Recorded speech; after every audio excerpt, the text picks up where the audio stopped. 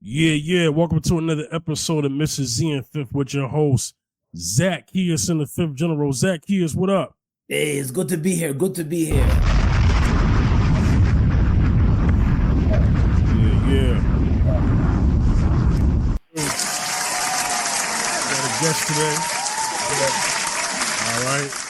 New to the show. I've been knowing him for a minute. Me and him. Shout outs to this brother, man. We get to talk some nerd stuff every now and then. You know what I mean? You know what I'm saying? You know? Yeah. That's my boy. When we get the and the brother's he's thorough, man. Oh, okay, cool. He's thorough. Mm-hmm. You know what I'm saying? He's thorough, man. He's definitely for the cause. You know what I'm saying? Intelligent brother, family man. Oh, okay, cool. Husband, father. Oh, yeah. So y'all share that in common. You know what I mean? We can get that perspective. So I'm always glad to have that, you know?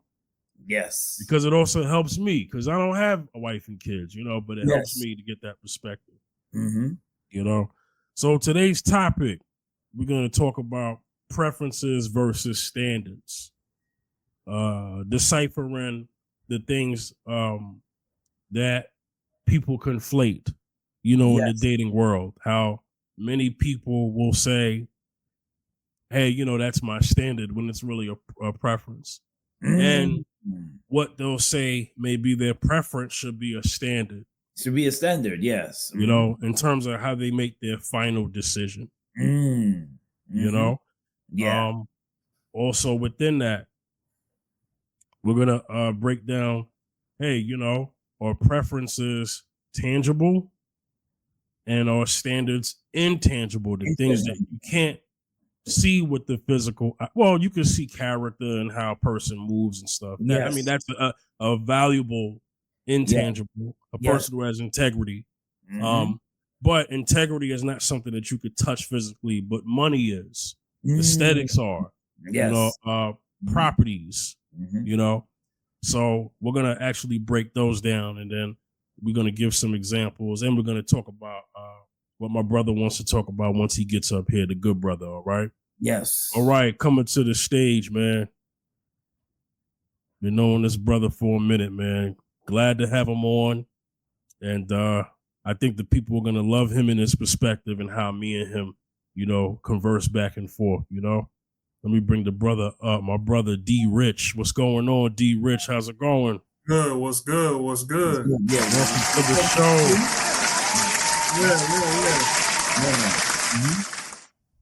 Welcome to the show, man. I'm excited, man. Your intellect, and you know, we're gonna definitely go there with this topic. You know what I'm saying? All right. So let's before we get into the topic, brother D Rich, anything you want to promote, you know, anything that you're involved in that you want to announce or with you know, whatnot before we get into the topic? Brother. Right now, man, I just want to promote positivity and intention. That's all I want to promote. Yeah. Personal projects, I don't have anything in the works right now. My wife and my sons is like, yo, get back to your podcast. We used to listen to that on the way to school and everything. Wow. I it's in me. I can always talk, and I can always listen. Some of my brothers will call me a teacher or whatever. I don't know. But yeah, it's Nobody Asked podcast on Spotify, exclusively on Spotify. But I'm gonna make that move, jump with you boys to YouTube real soon. Definitely. Yeah. No timetable right now though. Okay. What's the expound more on the podcast? When you started it, how active was it? That way people get a perspective. I was once a week, so I say what we talk about 2023 to 2024, we talk about 65 episodes. I try to stay in a grounded sense, you know, just talking about humanity, you know. We ain't one-dimensional, bro. So, you know, I don't like to fence myself in or jump in no boxes. I talked about nerd stuff. You know me. You can see what it is. You know, that's why I see. I talked about. My very first episode was Spectacle, because I remember it was when Angel Reese and Caitlin Clark had to fall out. So my very first episode was about spectacle. The audio was terrible. I didn't know what I was doing. I just knew I had something to say, you know. And I just went from there, you know, and it was received much better than I thought, but you know, kind of get tiring, you know, it get tiring because I didn't know stuff. I know a little bit more about the audio, but I got to get into this video world, you know. Yes. Yeah. No, I like that. I like to also provide a space for what you're talking about because me and Zacchaeus haven't done this in a while, but you know, when certain things came out, like let's see, what we talked about, me and you talked about the movie Black Panther. We talked about some we talked about it from a comic book perspective, but then we also talked about it from a conscious perspective too. Seasons ago. So it's been a while since we've been on that, but only because we kind of feel like what's been going on in the reality superhero. I would say in the superhero world right now, things haven't been really that interested enough to really speak on it, you know? Hey, if we being blatantly honest, keep this PG. Yeah, go ahead. It really ain't no reason for us to be enthused about everything because anything that's got us in it is being shelved or canceled or rewritten, postponed, or whatever, what have you. So ain't no Blade.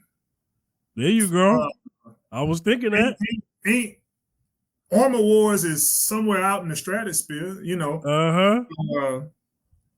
Ironheart had an agenda to it, so couldn't enjoy that the way I wanted to, you know. So I mean, like, we fatigued. I'm looking forward to Supercell coming back, which is not DC or Marvel, you know. I like Supercell. Yeah. Other independent projects, bro. I'll be trying to look and see who doing what around that we don't know about because at the end of the day, I'm a big DC fan.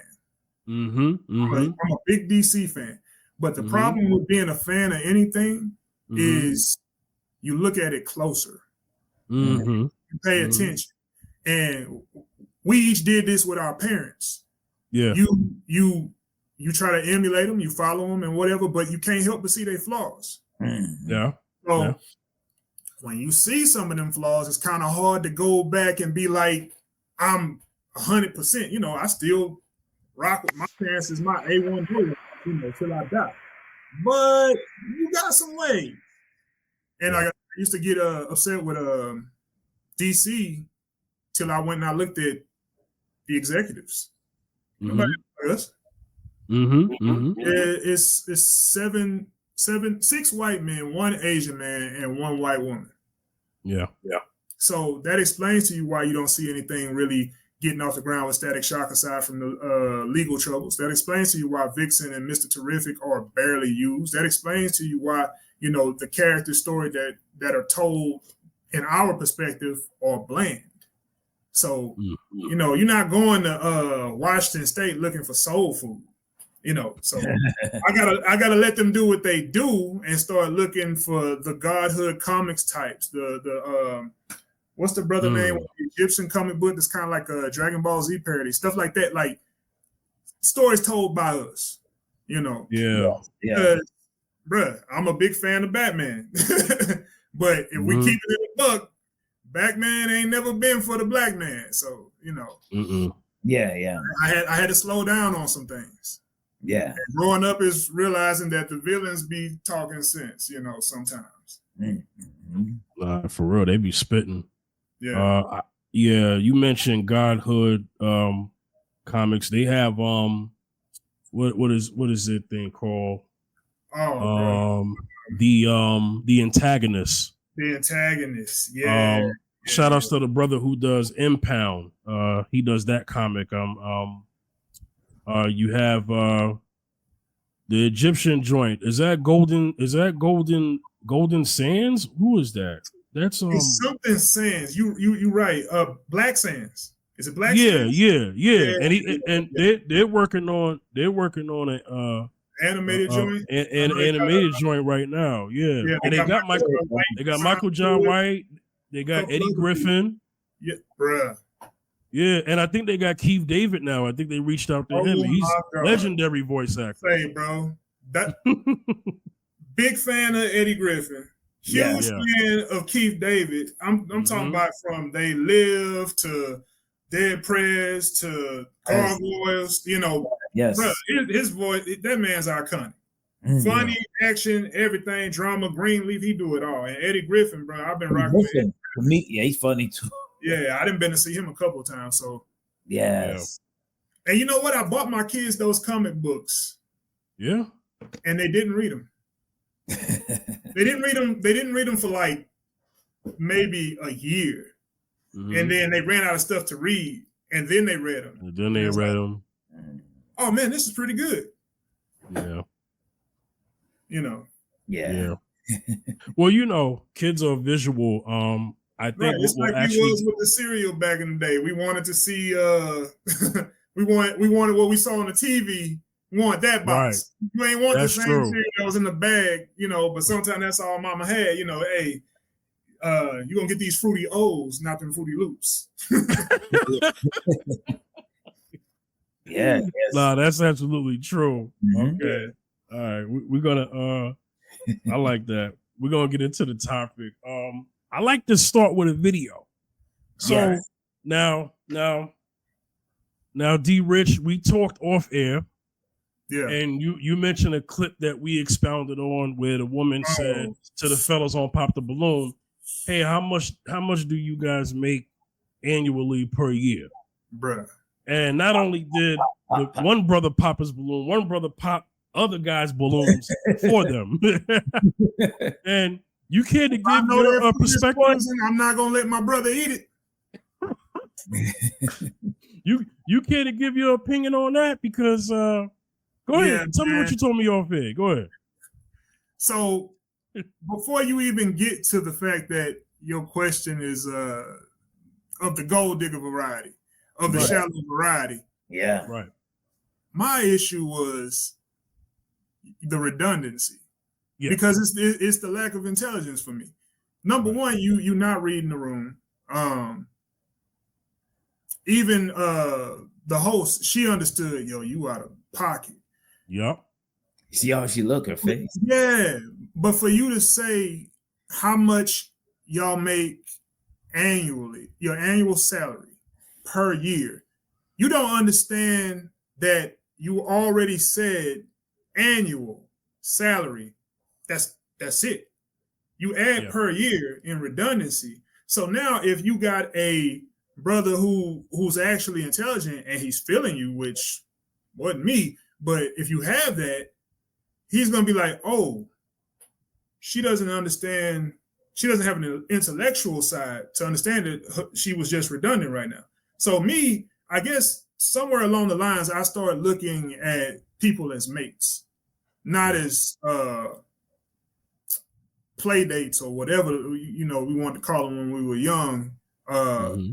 Because you got to start looking at the spirit of people, man. And sometimes it's glaring before you even open your mouth. But when you open your mouth and nothing really of substance is coming out, you could be the baddest thing in the world.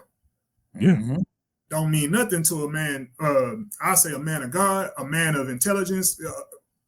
Most men who have substance, you're not going to do nothing with that. No. Yeah. No. But I would be inclined to believe that that's not what she was looking for when she asked that question. No. Yeah. She'll go with the man with the bag. That's what she looking for. Right. Which, because in a sense, you kind of paint yourself as a worker, So you really got to be careful with how you present yourself. Because Dave Chappelle was like, "Hey, you may not be that, but you wearing the uniform." And you making the same calls, so you got to be careful how you present yourself and what you let come out of your mouth, because it's gonna label you. Oh yeah, for better or worse. Great point. How do we identify soldiers in the military. How do we identify soldiers in the military? Visually, you was just there. Oh, by their their attire, the way they move, the way they carry themselves, and the way they speak. They have a cadence all their own. I don't care what branch it is. They gig line is always tight. They precise with it, Right. Yeah. Right. I'm glad you said that. We just know the uniform. We don't know if they have integrity. We don't know if they have moral standards. We don't know if they have we don't know if they have what do you call a sense of intellect. We don't know that yet. How do we identify women who perceive to be promiscuous? Well, there's a percentage of them that, just like the military, have the attire. Yeah. First and foremost, so we all visual creatures. So y'all, some of y'all present it, and then you have those that are in the clandestine. That once you get behind closed doors with them, or you have a conversation, now you know where you at and where you stand. So there you go. And these days it'd be a lot of clandestine that you might walk across, and they let you know everything's transactional. So absolutely. Yeah. You gotta be careful. Right. And I use those as examples because it's like even if you don't want the attention of such, but you can identify yourself absolutely to get the attention of such. And these are the things that they gotta, really keep in mind. So I just wanted to say that real quickly before we get into our topic. So I'm gonna play the video, but real quick, I want to pull up these definitions, okay? So preferences versus standards. So let's start with preference.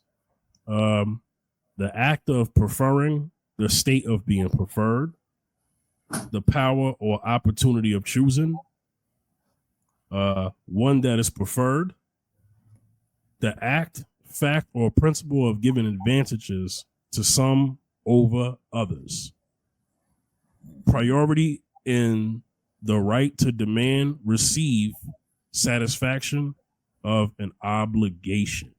Pay close attention to those. And then I'm going to play this clip.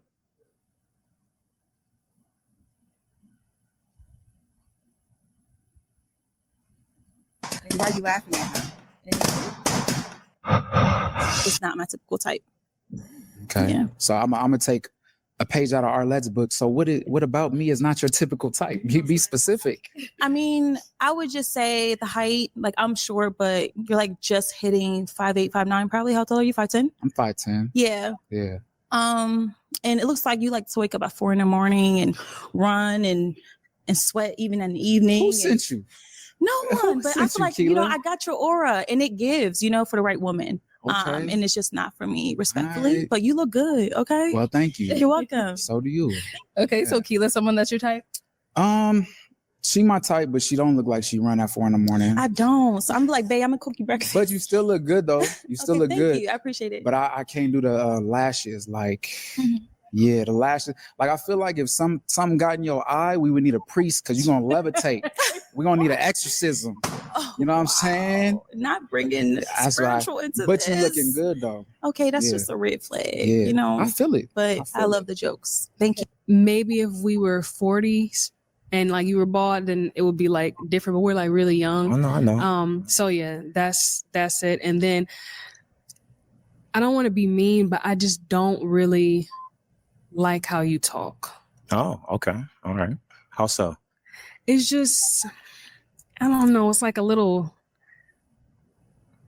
like just the tone of your voice and like the way you say things. Okay. It just makes me feel cringy.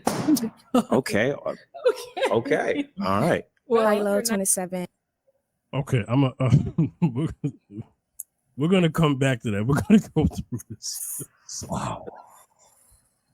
So, okay. Preference. The first woman said, it's the height thing. You look like you're about 5'8". That man said, well, I'm 5'10". Now, D Rich, as you could see visually, she is looks shorter than Arlette. And they're both wearing heels. Mm-hmm. Right? And if I'm not mistaken, Arlette is an average height woman, 5'3", maybe 5'4", maybe. The woman who was talking to Arlette, I would say she probably has to be quite under her. Yeah. Right? Yeah. So that, to me, the height thing is a preference. But I'm sure in your life, you have met many women who will say, yeah, well, that's actually my standard. I don't go below this. So just giving your take on that clip right there. How does that fall in line with the topic? Go ahead. So it's again, just like I said with the video y'all had the previous video. Yeah. You're not really understanding the words you're using, so that's a problem right there, because we can't exist in the same space or have a conversation. It's not an even playing field, because you, not to say that you're ignorant, but yeah, I don't know a better word at this moment. You don't understand that that's veneer, that's aesthetic. You know what I'm saying? So a man's height, I don't think there's much of the population that's over 6 feet. You know what I'm saying? I'm blessed to be 6'2", but after a spine thing, I'm like 6'1" and 5'8" or something like that, And bruh, stop living somebody else's, or I should say, sis, stop living somebody else's fantasy, because 6'4", 6'5" will still dog you out. Yeah. And you not looking, you talking about standards. Yeah.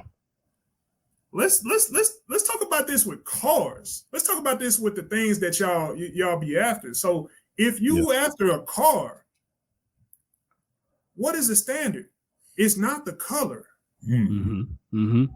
It's four wheels, doors, trunk, engine, power this, all of those things. Those are non-negotiable. Like, when you think about what she's talking about, that's, you want a sunroof. You see what I'm saying? Because does the car get you from A to B? Does it protect you? Is it good on gas? Is that man for you? Does he work? Does he want kids? Does he want to protect you? Those are standards. Is he God-fearing? Is he willing to pour into your dreams and be evenly yoked? That's your standard. But you looking at, I gotta get the leather seats. I gotta get the spoiler. I gotta get the moonroof with the panoramic dash and all of that stuff in the car. And guess what? Technically, that's on the high end of your budget, or you out of budget. Yeah. So now you taking your every dime you make and putting it into this car. We ain't even talked about insurance. We ain't talked about upkeep, maintenance, none of that. Just like with that man. You don't know what kind of body situation that man got on. You don't know what his temperament is. He just fit the mold. And as what was that? I think it was you that said that your exes tell a story, something like that. You was like, show me your exes and I'll tell you your preference or your type. Yep. Yeah. Show me your exes and I'll show you what your type is. Right. Which people, bruh, and this is not exclusive to women. I would have this same mindset when it comes to men. I often do. Yeah. That was for everybody, that statement. Yeah. Because we just don't have, I'm pretty sure Arlette and them, they have some videos where men are saying some stupid stuff too. Well, I got fatigue from it, Yeah. But it's like you can't go wanting a Lexus when you got Honda money, man.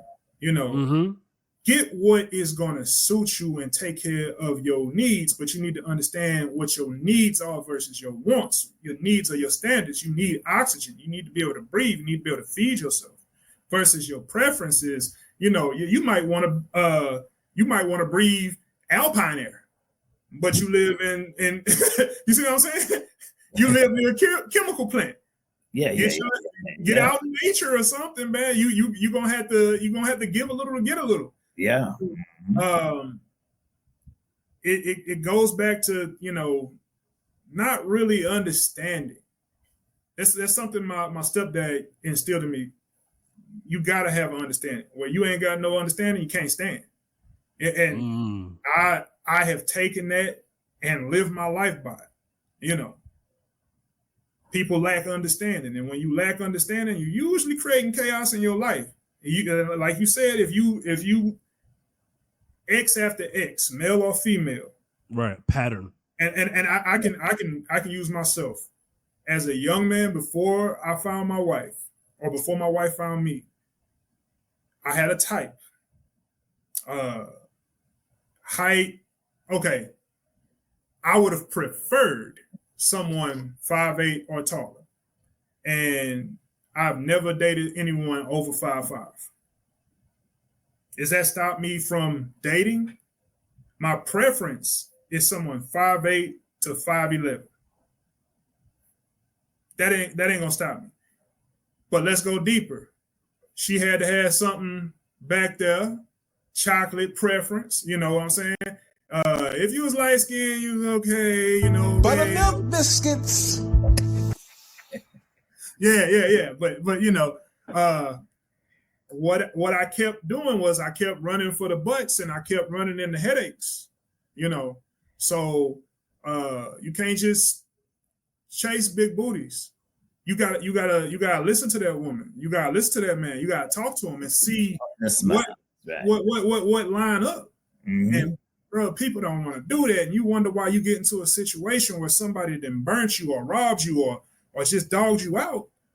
It's because you never took the signs was there. Because I last thing I'm gonna say, the last big booty I chased had me taking care of a kid that wasn't mine. You see what I'm saying? And the only thing that saved me was I never signed you heard me. I beg your pardon. Yeah. In college. Wow. I had a daughter, which is what led me to the occupation that we have. I needed benefits, so I needed to find a better job than I had. I had two jobs. I was working Sears during the day, Auto Center, and Walmart overnight. You know, I was hustling, grinding because I had this kid on the way. But the kid ended up, and I don't find out for a year and about 7 months. Wow. You know, so enough time to make an attachment. And I didn't, you know, been there, done stuff. I'm not day to day because she chose to fly back to where her people live. And I would fly up there and do what I need to do. I had care packages coming like monthly. I'm paying for the daycare in another city, you know, all of that stuff. And if I had paid attention to those red flags, bro, everybody in my circle, male and female, bro, Rich, that ain't you. Why you with her? Bro, what you doing? You sure about it? You know, just dating her. That's what they saying. Normally, you know, you don't care about who your friends dating. You care about who they marry or who they move in with, you know. So I remember my day one childhood friend came home from Iraq. It's Christmas time. And I got this girl at my mama's house. And when he left, I was talking to a different girl who was a different headache that he hooked me up with. Probably started me down the path of not really caring for yellow bones too much. That's another discussion. But he come in the house and I introduced to her and he shook her hand. And as he's shaking her hand, he said, "Where the real girl at?" Whoa. And he looked to my mama and he said, "Mama, you don't like her, right?" While he's holding her hand. All of my other partners ran out of the house laughing. And that should have been my cue, because my boy has never cut his tongue a day with me. Wow. I don't do it with him. So there were several, I got it from females and males, that were close to me that, nah, but we don't listen. We look. You know what I'm saying? Believe none of what you see and half of what you hear. If you stuck to that, Did you hear what I said? Bruh, I could go on and on, but we're going to stick to the topic. I don't want to get us off topic. Yeah. It's all good. We're going to come back to you. Zacchaeus. We're very familiar with the show. Yeah. And you've seen countless times that a lot of people pop their balloon on preferences, but leave out standards, So go ahead. Oh, that happens all the time on those episodes of Pop the Balloon. All the time you look at, I don't like the kind of clothes you're wearing. Oh, I don't like your get up. Or I don't like your shoes. You're good looking, but I don't like your shoes. Or they always seem to gravitate to height. Seems to be like the focus of attention. Height, aesthetics, they like the clothes aesthetics, and they look at the things that a person can easily change. Yeah. Get dressed and change. Yeah. And they just lean on those things and some of them they're picking on the funniest things, and I'm like, man, sister, the things that they pick on and the things that they mention of what he's wearing and everything. And I can say, and every time I sit down with a wife and look at the Pop the Balloon, and I can say, now I see why they're single, because they always, a lot of them are just looking at the frivolous things that somebody can change. I don't like your chain, or I don't like your, I just don't like your haircut. Pop the Balloon, I don't like your haircut. Oh, but yeah, I just don't like. And then Pop the Balloon. You love God. Oh yeah, well I'm a astonistic or whatever they call it. Agnostic, yeah. Agnostic, yeah. And if you a dude and you do that same thing, yeah. You doing too much. You out of pocket. You whatever. You the worst person in the world. If you you saw how they reacted when he said something about her eyelashes. Yeah. Oh yeah. They some people popped. Right. The eyelashes. Mm-hmm. I'm right there with I don't. Mm-hmm. When you know the origin from whence that stuff came. Yeah. You know what I'm saying? And it at best it's pageantry. It's not an everyday thing. Right. So again, you taking pageantry and you making tons of veneer. Every day can't be costume. Yeah. Yes. So it's one thing when you go to a Comic-Con, you cosplaying or something like that, and for the people who celebrate Halloween, over 30, for people who celebrate that, you want to dress up or something like that, or even if you going to a ball or something like that, you doing your thing. But we don't wear tuxedos every day. Exactly. I ain't got no cummerbund on. I ain't got no patent leather loafers on most of the time. But I will say this, I do realize that and people don't like to acknowledge this, every male is not a man. Every female is not a woman. Just because they have the age and the attributes and the endowments doesn't make them so. So biology. Yeah. So sometimes you still looking as a girl, or you still looking as a boy, when I say male and female, I noticed women don't like that term. Yeah. Because it feels like it reduces you. And in a way it does, because it reduces you to your gender, it reduces you to your anatomy. And that's your base. Womanhood and manhood is about understanding and being able to take care of oneself and recognizing how to stand on your own feet, how to how to do more than just make demands. Yes. Because when you have a demand, you basically just, shouting for something. But as a man or a woman, you start commanding. You know, you walk into a room and you command attention and you command respect, not because you want it, but because you putting it out there that it's going to be that way or no way. And I think in a lot of cases, like on that show, man, they're getting these, and don't get me wrong, there's no age on womanhood or manhood, because I've coached some kids that were still in high school, and I said, hey, that's a grown man. Yeah. That's a grown woman. Yeah. The spirit is there. They got the spirit already within them. But you know, people that's in their 40s, 50s, and 60s, and still struggling. Yeah. Because they can't get out of their own way. Yeah. So, standard, right? Mm-hmm. Let's go over what a standard is. There's a couple definitions here. I have to read the adjective version because the noun was like, it was talking about objects and stuff like that and flags, and that just doesn't. I got one for you too, in case you need it. Okay, I got you. Yeah. Let me read this real quick. I'm gonna get to yours, right? So it says, standard, constituting or conforming to a standard, especially as established by law or custom. Sound and usable, but not top quality. Regularly and widely used, available or supplied. Well established and familiar. Having recognized and permanent value. That's a good one. Substantially uniform, well established by the usage in speech and writing, and widely taught, recognized as acceptable. Rich, tell me yours. Standards. Definition. Non-negotiable requirements that are essential for a healthy long-term relationship.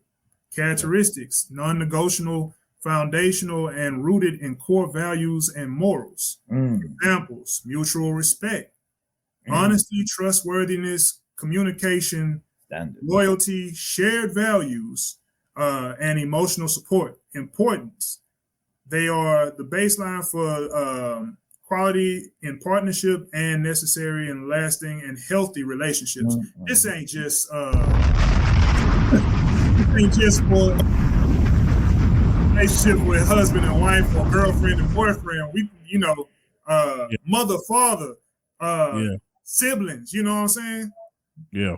That understanding. Standard. Yeah. I like that. Let me play some more. Let me go back. Okay. There we go. And you stand like a baddie. You stand like a baddie? Yes. And I'm traumatized. So like I did it a guy like briefly, and I try to give him the benefit of the doubt, but I saw like sass, and I tried to like, maybe, and I was wrong. He was really sassy. So this is how you stand? Yes. Okay. Look. Okay, that's cool. So that's the only thing. Okay. Yeah. Okay. That's cool. And Shiloh, what did you end up popping your balloon? It's the hat. You look like Unc them on the block. And I wasn't feeling it. Like who? Like uncles, like on the block. Uncle on like the block. Unc them on the block. Uncle like on the block. Trying to pick up the young thing. Right. Yeah, I wasn't feeling it. Right. Yeah. I feel it. I feel it. It was like, it was giving like my uncle, like, ugh. Right. Yeah. It was just, that was That's cool. Yeah. Uncle on the block. I like that. All right, Uncle. I popped my balloon because you are very attractive. But this sounds very weird. And don't judge, because you're giving it already. I like my man a little, like a splash of ugly. I think you're like a really pretty boy, which is good, but it's just not my type. That's it. That's a compliment though. Like you look really good, but I like my man a little more grungy, maybe. Grungy. Very polished. Okay. Mm-hmm. But don't take it bad at all. You look good. Okay. Okay. So is she someone that's your type? No. Okay. Then why not? Just because you don't look like you work out. to be honest. That's I forgot to say it, but that is one of my deal breakers. I want somebody who lives a healthy lifestyle. Okay. I used to be a personal trainer, so that's big for me. Like, even if you're not in the gym, I need you eating right or something, or you know what I mean? And I feel like we're not on the same frequency with that. Totally fine, but I work out 5 times a week and I'm vegan. But I get it. You're looking Oh. for a certain type. so. Okay, all right. All right. And Timothy, why did you end up popping your balloon? Just not attracted. I don't like the tattoos and the leg. You got a leg tattoo. Aw, I just don't see myself having fun with you. Like Okay. I'm looking to have some fun, right. and just I don't know. Just Okay. any little the weight. You're kind of overweight for me too. Okay. Mm-hmm. Okay. All right. So is Timothy someone that's your type? No, he looks his age. Oh. He does look like he's 37. It's okay though. Okay. He's about 9-10 years older than me. But I do. It's cool. So why did you end up popping your balloon? All right, let me stop right there. That was that last one was kind of off. Zacchaeus. No, go ahead. I'm still trying to get over the telling the other dude he sound like a baddie. You said you sound like a baddie. You stand like a baddie. He stands like a baddie. Zacchaeus, question. Yeah. Take all the time you need. Okay. So you know how this show is. Yeah. I will say, and I'll see if I can find the clip, that there was an exchange between a man and a woman where she did pick a man off of his off of standards that she had that were things that are internal that actually could lead to something. Mm-hmm. But quite often on Pop the Balloon, it's all about the preferences, the tangibles, and let's get into tangible, right? Mm-hmm. Tangible, capable of being perceived, especially by the sense of touch. Palatable is a synonym here. Substantial, real, material. Capable of being appraised at an actual approximate value. So things that are tangible would be, like income, right? Income, yeah. In terms of like, this person makes such and such a year. Yeah. That's tangible. Yeah. But what's intangible is a person's drive and work ethic. If anything, a woman should be more attracted to that, because one of the things that happens in a relationship, especially it can happen in a marriage, God forbid, somebody loses their job. Now, according to statistics, men don't quite often leave their wives because they lose a job, but wives quite often leave their husbands. Yes. Yes. Once they have a loss in job or a major decrease in income. Yes. Mm-hmm. So that's why if a person has a work ethic, hardworking, connects with a person who is supportive and understanding and caring, that combination could do wonders together, because we used to be at this salary, but now we at this. But guess what? You know what's more important? We got each other. Yeah. Yes. You know what I'm saying? So Zacchaeus, man, with the preferences and the tangibles, man, I mean, quite okay. What would you teach? Because you have a daughter. Yes. And you have a son. Rich, you have sons and daughters, right? No, the daughter ended up not being mine. Oh, so you just have all sons. I have 2 sons, yeah. Okay. But Zacchaeus, right.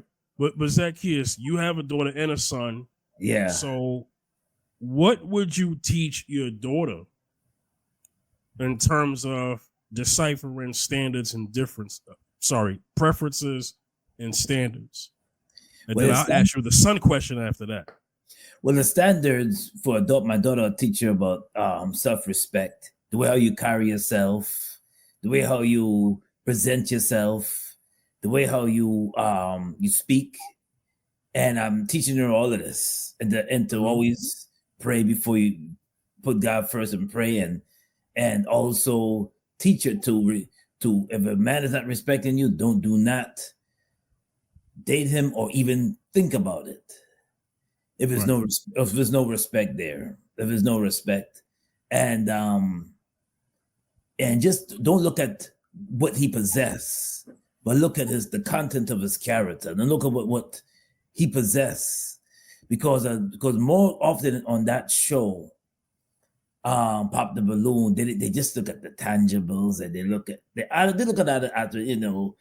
preferences. Yeah. They look at stuff like that. It's a thing. So I will teach her about the how you carry yourself and how you present yourself, and do not allow if a man is disrespecting you, do not carry on and take on that, because it's gonna get worse. It doesn't get better, it only gets worse.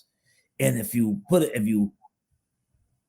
catch somebody like if you're hanging out with people and you're hanging out with a man that's potentially interested in you, and you can see how his track record is. You see, if you go through his history, you see how who he likes dating and who he likes running around with. So, because some dudes like dating women that are scantily clad, right?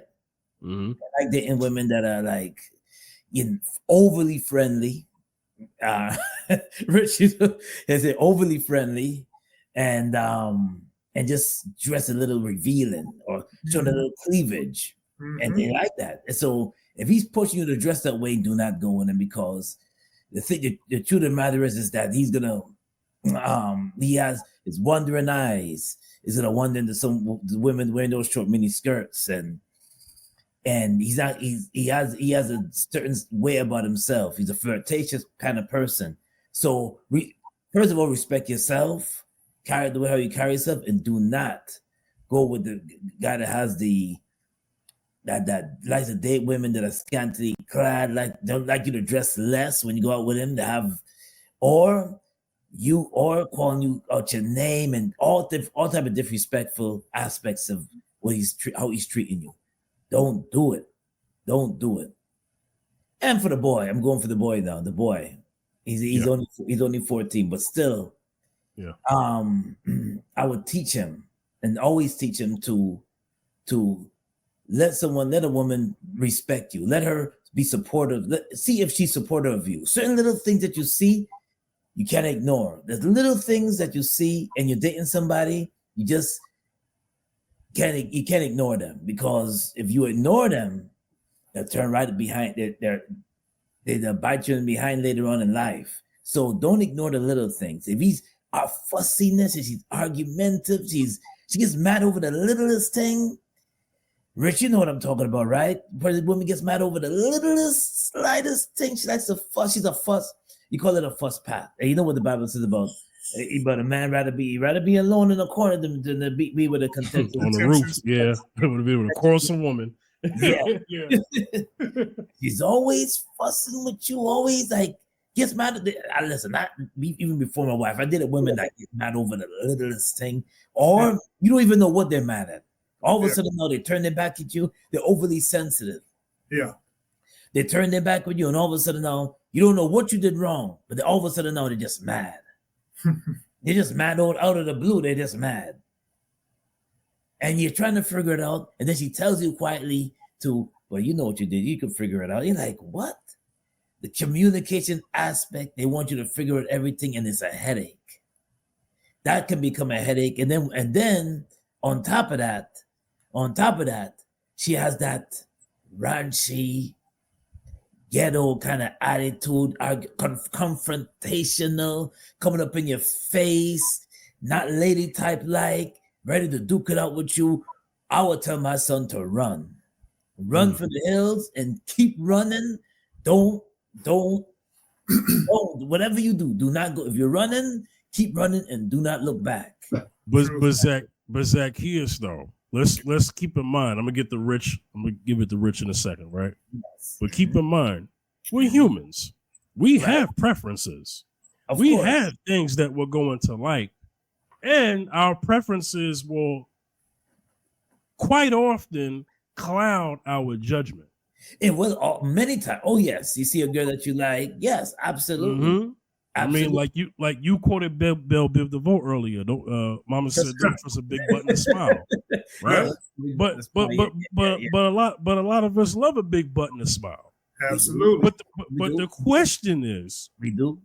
Can you see the game past that? And quite often, that's how you get the poison. Right. Some of us don't. Right. Some of us don't. Some of us don't because we're more. Because remember, as men, we lean on the physical some aspect of it first. Yeah. And if you see that, if you see a girl that I guess she's the right look. She looks right. She has, she's very plump. She's very nice, very shapely, and yeah, she has a beautiful smile on top of that. You gonna be like, nah, you know what? You might be able to take some of her attitude. You might be able to take some of that right. But only, and like you said, you tell your son, that's what you run. Yeah. Run. But eventually, exactly what Rich says. Tell him, keep on telling them to run, because eventually that gets tired. Because it gets tired after a while, because she's gonna put on she's gonna not wear makeup one day, and she's gonna come with that ghetto attitude. She's gonna not dress up sexy, and she's gonna come with that attitude. And you have to live with her too. Yes. And not only have to live with her, but imagine just dating her and just seeing her attitude, that raunchy ghetto attitude, and you're saying to yourself, damn, could I? And he might just come to me and start crying and say, and I would tell him, I said, listen, that's your type. I know that's your type. She's attractive, that's your type. But on the other hand, you have to have a peace of mind. On the other hand, you have to stay away from that kind of drama. On the other hand, she's causing you grief. Do you give her grief? What's the golden rule? Treat others the way you want to be treated. If you treat her with respect and giving her and treating her like a queen, and she's not giving you that kind of respect in return, you have to make a decision to move and to go. Those are red flags that you cannot ignore. Yeah, man. Mm-hmm. Rich, you have sons. I know the age. Me and Zacchaeus are like family, so I know the age of his children. Yeah. I don't know the age of yours. I have a 15-year-old son, and I had one just make 13 on the 14th, which was Friday.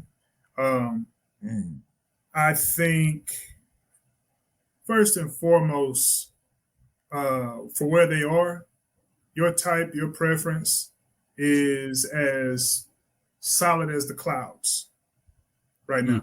So it's going to change. And I tell them that because my mom had to tell me that, and she gave me that game probably when I was in college, because that same girl, I carried on with her like, we were married, and my mother was like trying to warn me then. She's like, hey, it's not your wife. You need to try, dating different women because you don't know yourself yet. And I think it starts with knowing yourself. A preference is really just what catches your eye. Fellas, what was the genre of music that you listened to when you were 15? Hip hop, R&B. Exactly. Yeah. Would you listen to jazz at 15? No. No. I didn't listen to jazz, and I was in jazz band. Playing trumpet. I know Dizzy Gillespie. I know Miles Davis. I know Thelonious Monk. You know what I'm saying? I knew it, but I didn't want to hear that. Right. I didn't want to hear that. So it's funny how things change. In the delivery room with both my sons being born, and this wasn't even my request. The woman that I married chose John Coltrane's Sentimental Mood.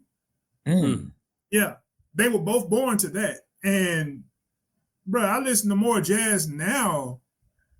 It's crazy. It's like your taste refine, your preference refine as you get older. So with my boys, I more or less tell them to develop yourself, because until you do that, you don't really have a preference. You're just chasing cars.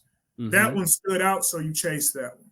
And I guess the beauty and the curse of it is I got one who's kind of like shy towards, girls. He don't want them headaches, so I don't have to worry about him. And then I got another one I got to kind of slow down because he got a little bit too much, going on to where he giving other people game on how to. And I'm like, say, man, who are you? Okay.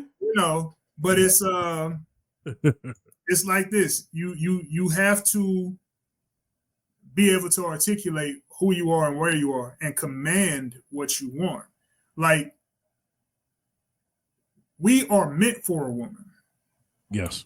I don't really care what somebody's updated agenda, whatever. We're meant for a woman, and a woman is meant for a man. The problem being that we don't necessarily prepare our sons to be husbands, and we don't necessarily prepare our daughters to be.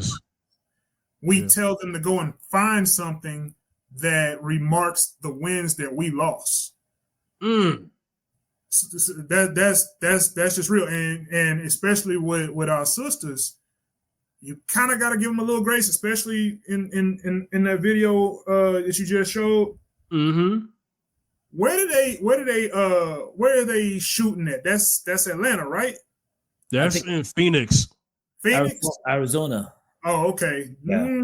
Not as bad, but okay. But not all of them. But keep in mind, the show's popularity got so out of hand. I don't mean out of hand in a bad way.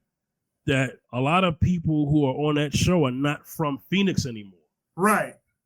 But I think, like, okay, when you take a loss or a loss, and I think a lot of times with a lot of sisters, they don't necessarily have to take a loss to keep a loss in mind when they make a decision on their mates based on something their girlfriend or their sister or their mother or their aunt went through. That is ingrained into their decision when it comes to picking a partner. So, and you say, like, it even affects us, bro. I can remember being about 10 years old, and this is probably why I like women that's 5'8" or better. My mother, my aunts, they all 5'11", 6 foot, stuff like that. Wow. Yeah. So I'm used to being around trees. I'm used to being around women who stand on their own 2 feet and mean what they say. I'm used to that. So you're not gonna run me off, and you're not gonna run me because I've seen both sides of the game. But what I noticed at 10, just walking into the kitchen to get something to drink, they was having a discussion about sorry ass N-word. Yeah. And at 10, I don't really know what that is. Right. But the way that they said it with such disgust and disdain, I knew I didn't want to be one. Right. So when I got a little bit older, then I kind of see, oh, this is what they consider sorry. Yeah. But like I said, I've worked in some form of fashion since I was 15. So I'm no stranger to going out there and getting it just so I can, be able to take care of myself. And I think a lot of times, because you looking like the one chick, she said, dude was too pretty, but that was coming from a place of where she was and what she would have to be accountable with to deal with him. So her preference were standoffish because she didn't want to have to go through whatever he was, in her imagination, gonna put her through or hold her to a certain standard. Yep. You have other people that'll tell you, don't get with no short dude. They Napoleon complex. Yeah, they got a Napoleon complex. They quick to put their hands on you or something like that. Don't get with no dude that's too pretty. He might be playing on the other side, or he might have like a whole plethora, a whole roster of women. You can't read these magazines and watch these shows and not be affected by them. Especially between the ages of, I say, what, You probably still pick that stuff up as early as 13. You know, Mhm. we know what hip hop has been reduced to. We know what, you know, our TV shows. It's no more living singles and wholesome entertainment. Now it's, you know, Parenthood. Trump parenthood. Yeah, it's all Right, you now. don't It's have- drama and Love and hip hop. yeah, love and hip hop. So everybody's trying to make that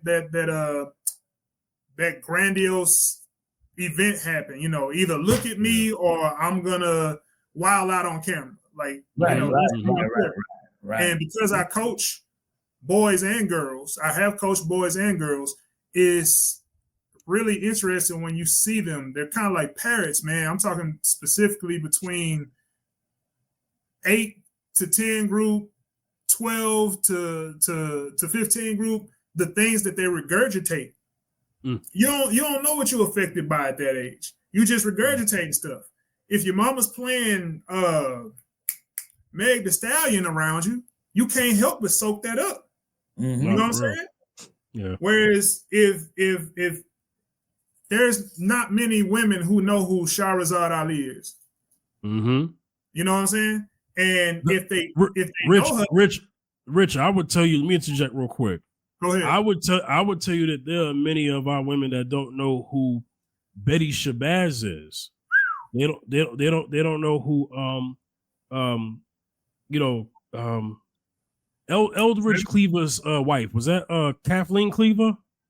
They don't know who that is. Kathleen Cleaver. I don't think so. Or Medgar Evers' wife. I can't think of her name either, but she Right. was, yeah. His wife, the wife of Medgar Evers. Right.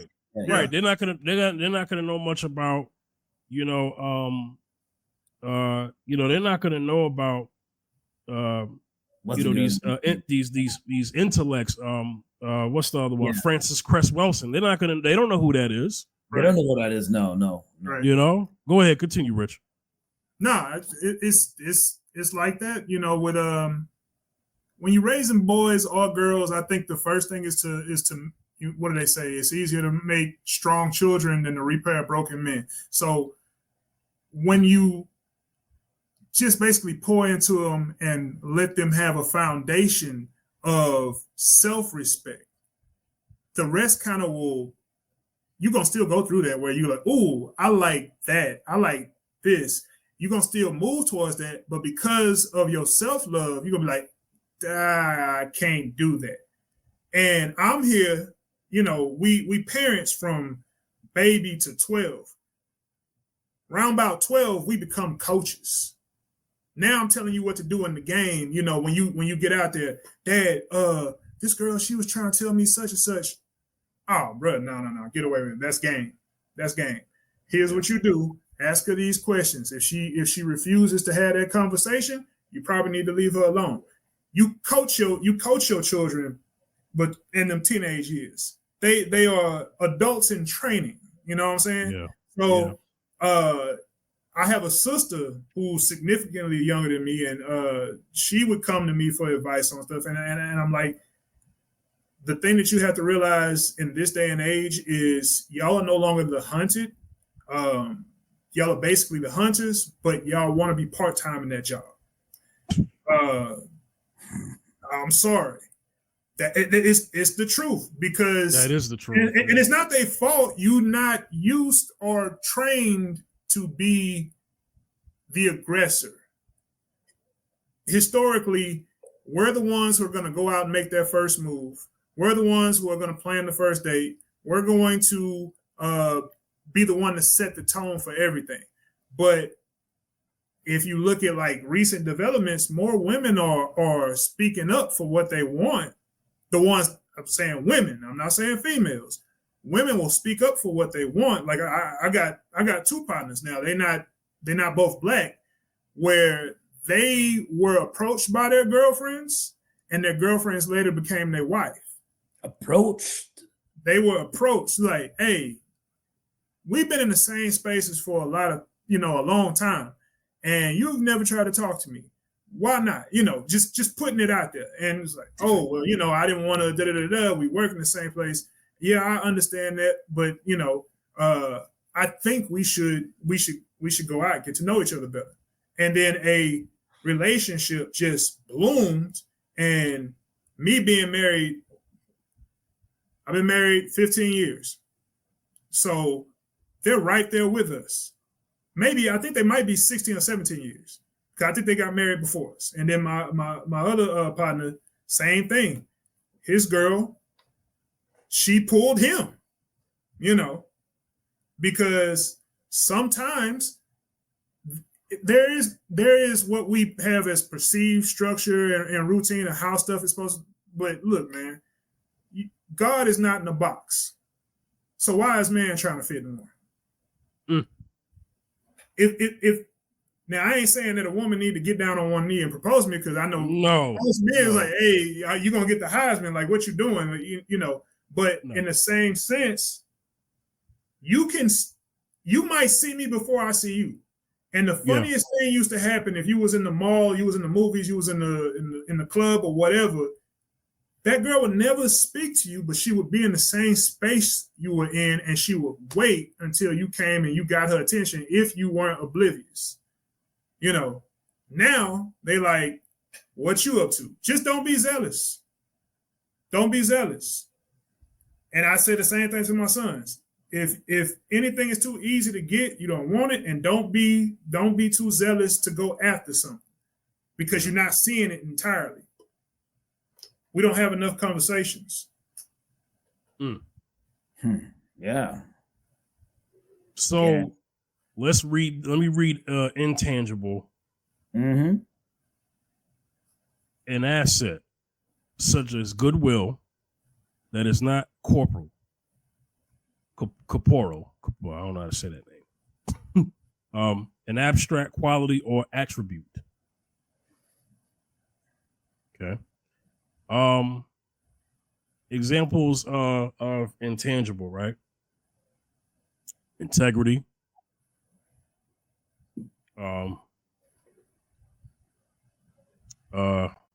Decisiveness.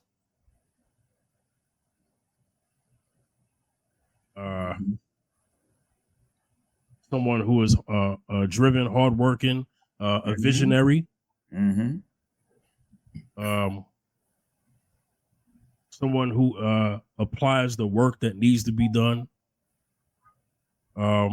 Respectful, kind, caring, sharing, right, nurturing. Mm-hmm. Compassionate.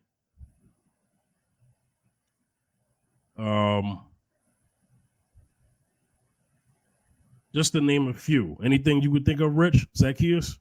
Rich, you go. You pretty much named it. I mean, these are all things that are caricatures of a person's personality that aren't immediately identifiable, which is why we got to have them conversations, and they can fluctuate, but that's their base, more or less. That's their makeup of who they are as a person.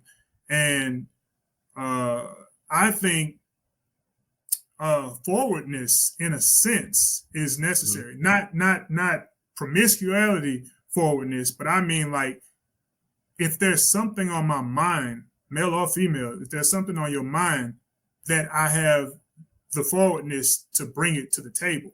Because you mean kind of like assertiveness?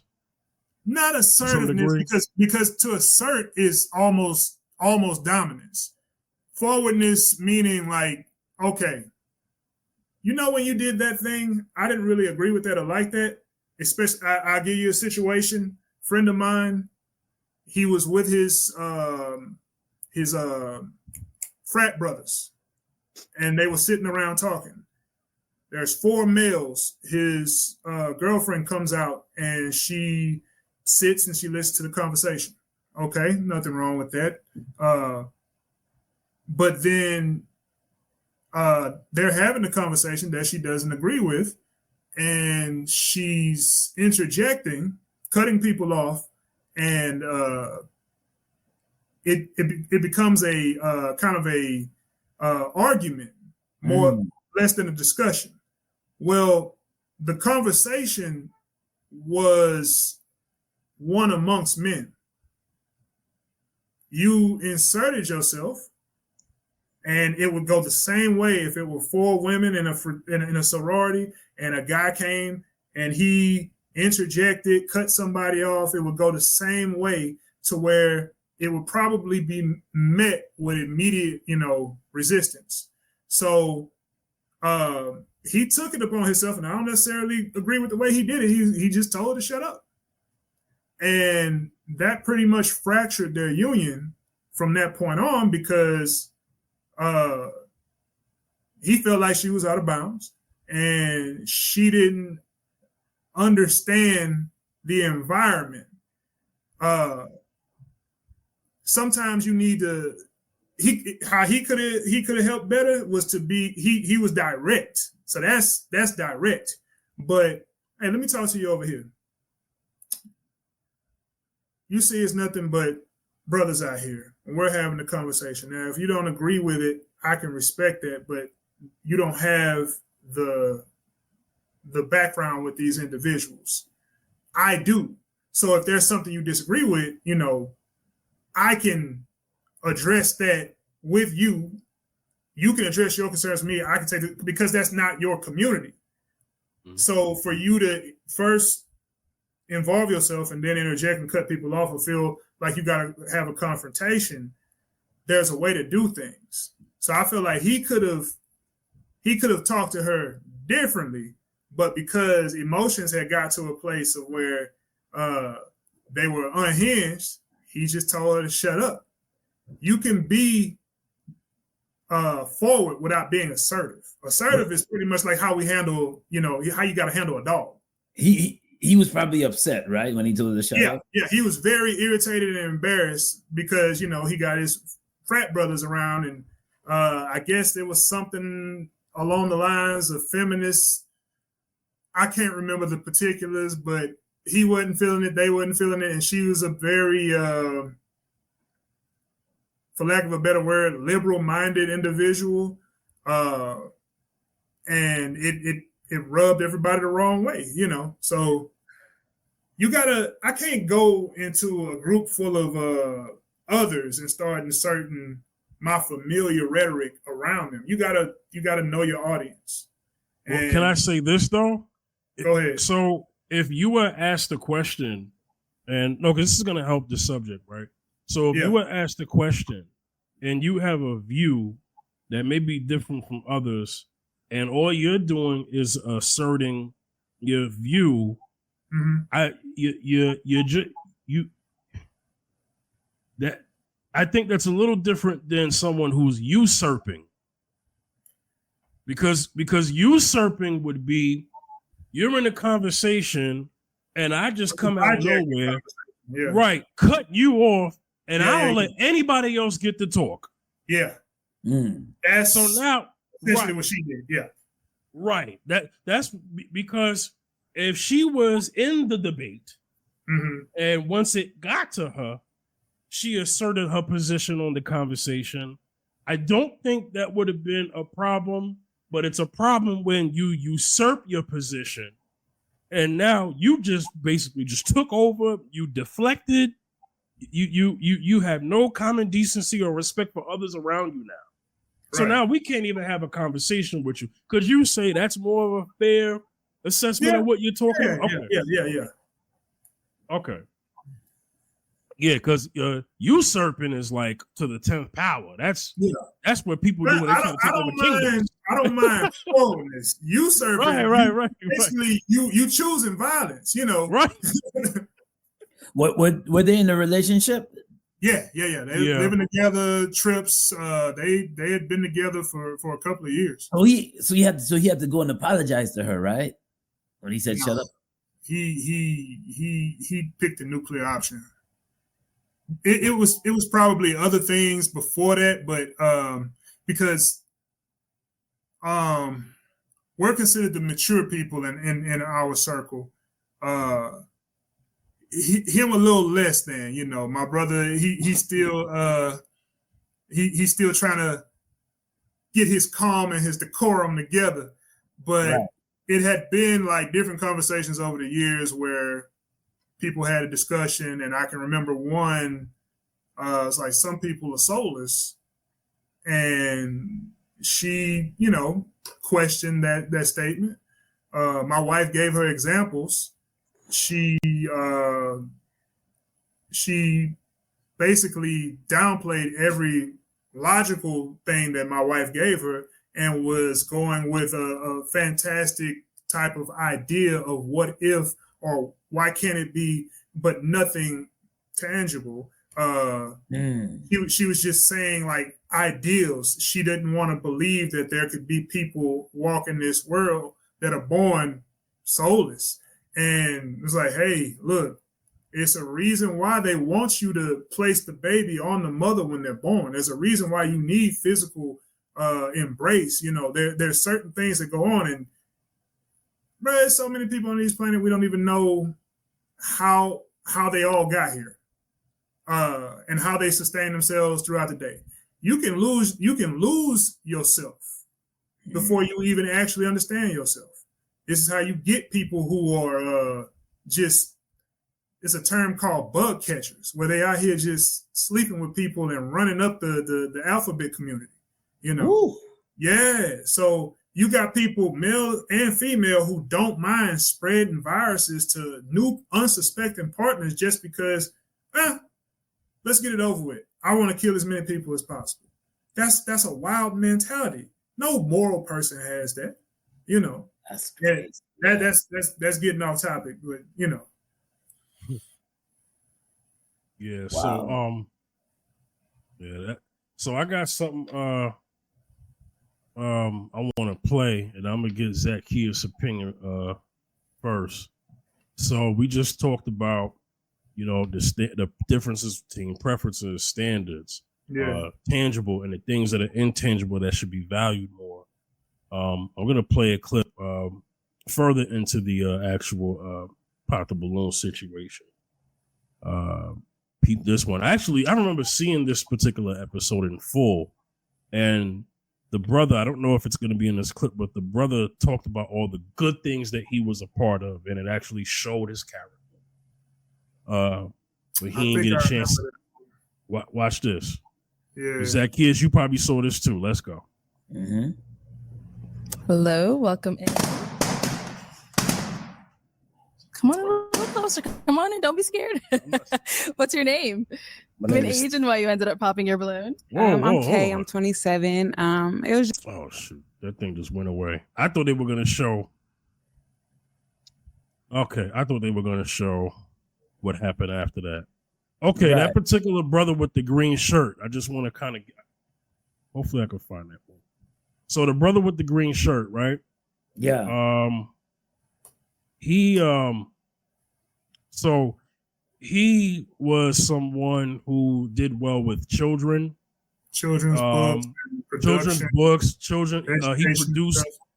He produced a show on PBS. Yeah. I think he said that he even worked on the set of Sesame Street. Just something that's very positive. Right. So they all popped on him when most of those women gave right because they said they didn't like the way his shirt and his pants. Yes. And yes. If I could find that one, I need to find that one because that one's very important. But anyway, Yes. Zacchaeus, man. Okay. Intangibles, right? Mm-hmm. So it's safe to say that if you were coaching a young man and a young woman, right, or whatever age they are, Mm-hmm. and they would say, "Hey, these are the things that I know about him." You could counter it by saying, "Well, let me tell you the things that you should know about him, or what you should know about her." What are the things that what's some of the first things that you would coach a young man or a woman in terms of the intangibles that they should look for, and they should make that their standard in terms of making their final decision? Go ahead. His attitude. Mm-hmm. Attitude, because that's a whole attribute right there. The attitude and how he talks to you, how he speaks to you, how he handles situation when you're in sticky situations, when you're in situations when you're maybe losing a game. how he handles you, how he when it comes to coaching you and talking to you and how you should perform the game, but not yelling and screaming at you and saying that you're dissing and comes because some people get beside themselves and let their emotions get the best of them and they yell at you and use all type of profanities and yell at you and maybe call you a name and make the kid feel all down and everything, like, oh, I'm this and that. And kids are like sponges and they feed off of that energy. They're like sponges, man. As a coach, you're supposed to be there to encourage them, to inspire, to encourage, and to push motivation, not what you call them all types of names and degrade them. No, nah, you know what I'm saying? Nothing like that. But yeah. But in that aspect, you want to get back to the guy with the green shirt? I remember that. Yeah, I'm looking for the episode. Looking for the episode, but yeah. They all popped on them because the way how he had his shirt tucked in his pants, and they didn't like his aesthetic. They didn't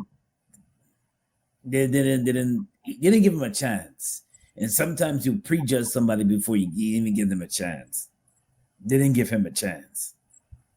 And some of the girls got up there and said, well, I just don't like the way I don't like his face. I just don't like the way how he looks. And I remember that episode. That's what they said. So yeah. I'm gonna go back to the to the previous one when they said dude stand like a baddie.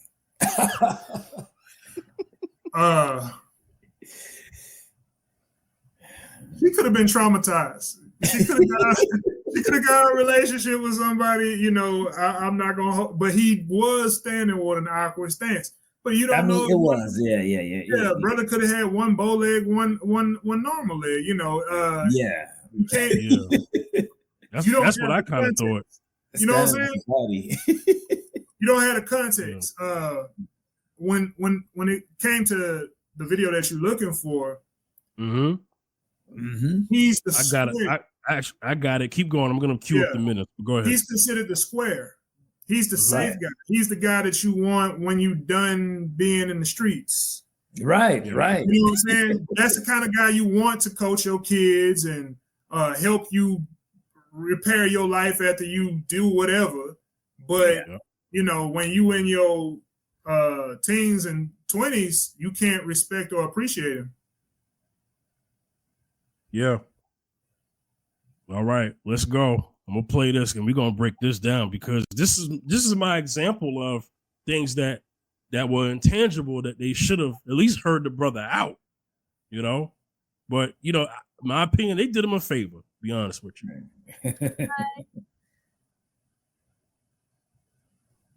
Hello, welcome in. Come on, a little closer. Come on in. Don't be scared. What's your name? My name is Tavari. How old are you? I'm 29. Yep. And what do you do? I actually I'm on tour for BS Children's Story. Oh, like you write children's books or? I have an animation company that I started when I was 21 years old. Nice. And then it's basically about my childhood and teaching young Black boys that Black dads do care. Wow, I love that. Oh, okay. Now, what are some things you like to do for fun? So I have a Airbnb that's kind of like in the lake. So I'm a nature boy. So I love to climb trees in my time off. I love to draw. And I honestly just like peace. So I do a lot of peace and help for people who like need emotional regulation. Okay, nice. Yeah. Now, what are some things you look for in a woman? I kind of take everybody for who they are. Okay. So if you are naturally more outgoing, I try to match that. If you're inside, I try to match that. So I'm kind of like, I like to make my woman happy. Okay. Yeah. Now, what are some deal breakers? Deal breakers is if you don't have any passion, you know, like if you don't know what you want to do in life, I kind of can't help you with that. You know, you got to love yourself and figure that out for yourself. Okay. Yeah. All right. So we could get some pop balloons. Let's go on over there and see why they ended up popping. All right. If we can start with your name and age and why you ended up popping your balloon. Yes. Hi, I'm Ishi. I'm 28. Nice to meet you. Firstly, I want to say that you're a very well-rounded young man. Like everything that you have going on, A1. It was the attraction for me, and then also the height. I'm pretty tall, so I want somebody that I can look up to. Cool. Now, is she someone that's your type? I think she's very gorgeous. Thank you. I am 6'2", so I don't know how tall you are, but Okay. yeah. Okay. All right, I'm thank you. 5'6.5". Yeah. All right, let's go to our next lady here. Your name and age. She's 5'6.5", wearing heels, but Might be a 6'2" not tall enough. Exactly. See, Yeah. I don't know where the notion of you have to be able to do this, with your partner came from, but that's one of the wildest things. Like I feel like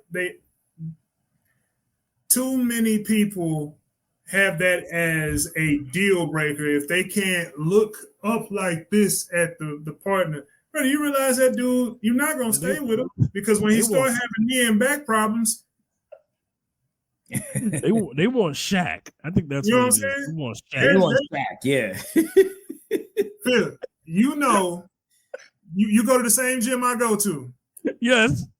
There's an old head there who's tall, and his woman is always with him helping him. Mm-hmm. But he's the only guy I've ever seen whose woman is always there helping him. Mm-hmm. You know which one I'm talking about.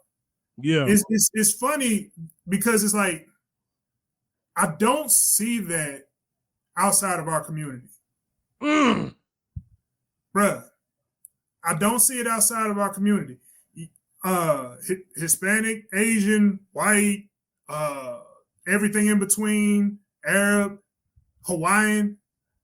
Hey, we got vibes. What you trying to do?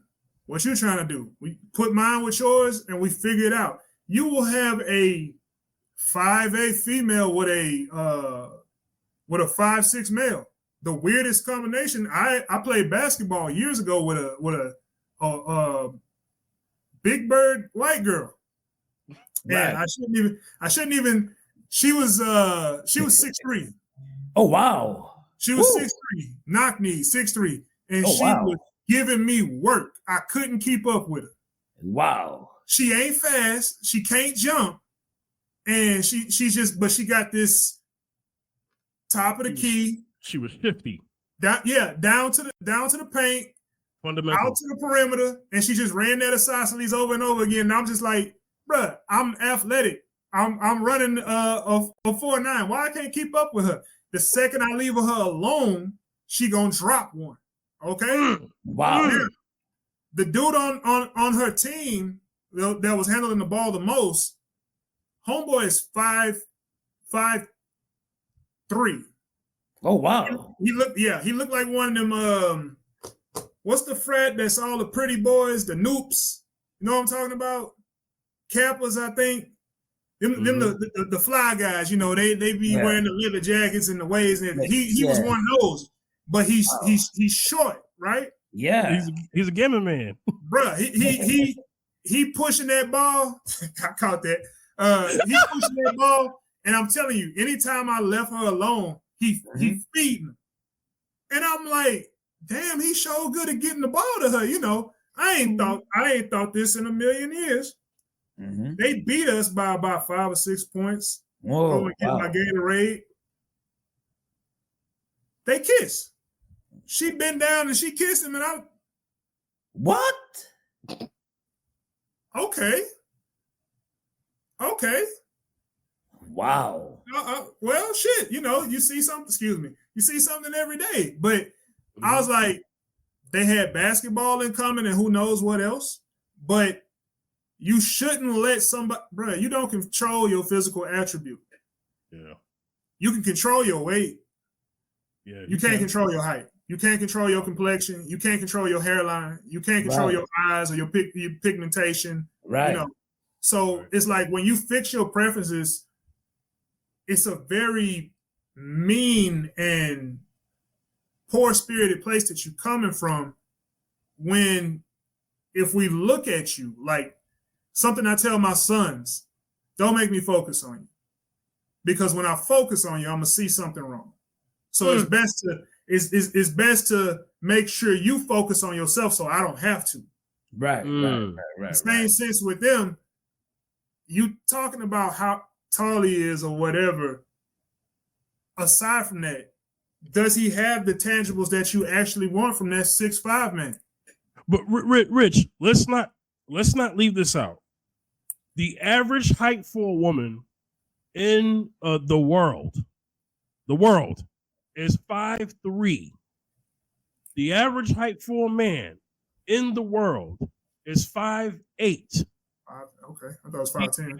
Height for men in America is still between 5'7" to 5'9". The average height for women in America is still 5'2" to 5'4". My wife is 5'3". Okay, so this man is 6'3". That ain't enough? Exactly. Speaking to him specifically. So it just goes to show you the unrealistic.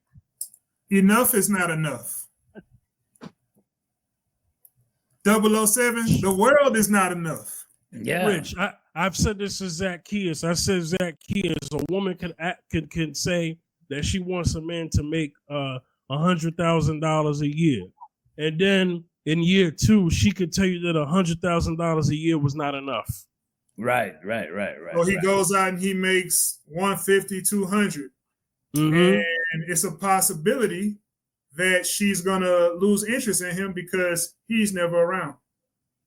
He's out there making that money now. He ain't got time for him. Yeah. You have to have, like, and this is another thing that I have told my sons, and I would tell my sister on the flip side. If you find you a partner, make sure they got something going for themselves. And I would tell you to go get an athlete. The reason I would tell you to go get an athlete is because sports is controlled adversity.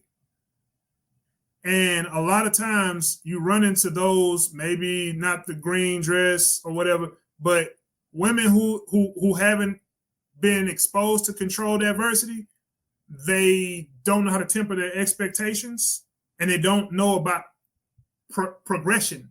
You know what I'm saying? You got to build yourself into the player you're trying to see. So when you understand how to build yourself, build your right hand, build your left hand, build your legs to get to be able to jump or run faster or whatever, you kind of have a better understanding and appreciation for the process of what people have to go through to get to where you think you want them to be, and you're not so harsh. But if you're so used to almost the restaurant mentality to where I ordered this, I expect this, and I did nothing for it, I just, hey, this is cold. It's being brought to my table, and it's not the way I would have liked it. Did you cook it yourself, and did you give a specification? But you got an attitude. You know, it's a lot of people out there that have no understanding or care for what a man goes through, and vice versa, what a woman goes through to even present themselves. We are worst critics. So then here you come talk about brother ain't tall enough. He literally giving you everything that you possibly gonna want from a man in 10 years. But again, going back to that male and female aspect, you need to be able to do this so you can feel better. Right. You know. Zacchaeus, I'm gonna get to you. Let me play a little more, okay? Agent, why you ended up popping your balloon? Hi, I'm Tara. I'm 24 years old, and just initial attraction. You're very handsome and really well groomed. Thank you. I think it was just initial attraction for me. And now, is she someone that's your type? Once again, I think all of these women are gorgeous. You know what I mean? So, yeah, I don't think I didn't get to hear what they said. So, just off of looking, I think they're beautiful. Yeah. Okay. Cool.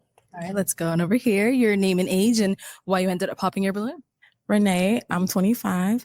I popped my balloon because of basically the height. I think you're very handsome, and I love that you're giving back to your community with working with the kids. But yeah, it was just the height. Yeah. Now, this is a above average height woman, insanely above average height woman, although she's wearing heels, but I think she told Arlette that she's actually 6 feet. Mm-hmm. So she may be on the wrong show, but I would, but I would say that this is a woman who's insanely above average of the average height of a woman, because there are not an abundance of 6 feet women walking around. We already discussed that there's not a large percentage of 6 foot men walking around, although that percentage is actually 10% of the world. Now, I don't know what the percentages of 6 feet women, but if the average height for a woman is 5'3", imagine what the numbers on women who are 6 foot. I mean, if a woman is 5'8", she's considered tall. Right. You understand? Yes. Because that's not common. Let me play a little more. Then Zacchaeus. How tall are you? I'm 5'11". You're 5'11" and with heels. I'm about 6 feet, 6'1". And so now I'm looking you in your eyes. So I don't think so. I think you're a little. Yeah, she's taller than you. What's the shoulder got to do with it? You got heels on. She got heels. I'm not sure, but I think I'm about 6'1" right now. So get on the high heels. She said, I'm about 6'1" right now. Lady, at some point, heels come off. And that goes for all women.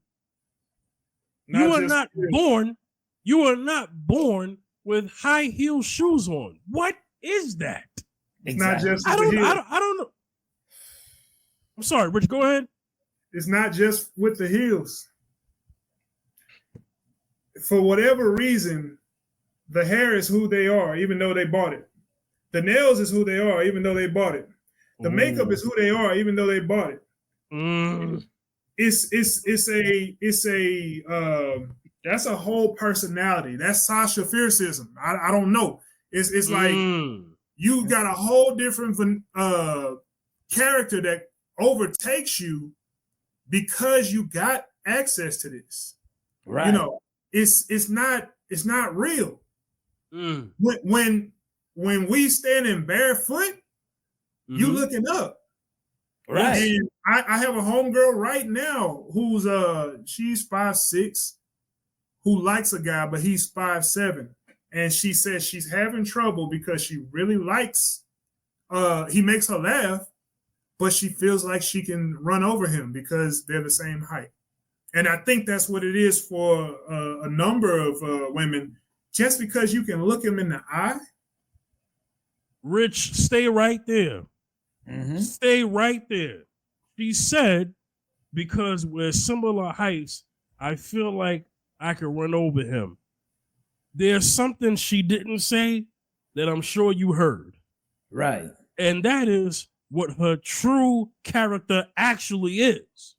Is that she actually is someone that would like to run over her man. But the aesthetic of a man who's taller, because the perception is a tall man would never let me rule him.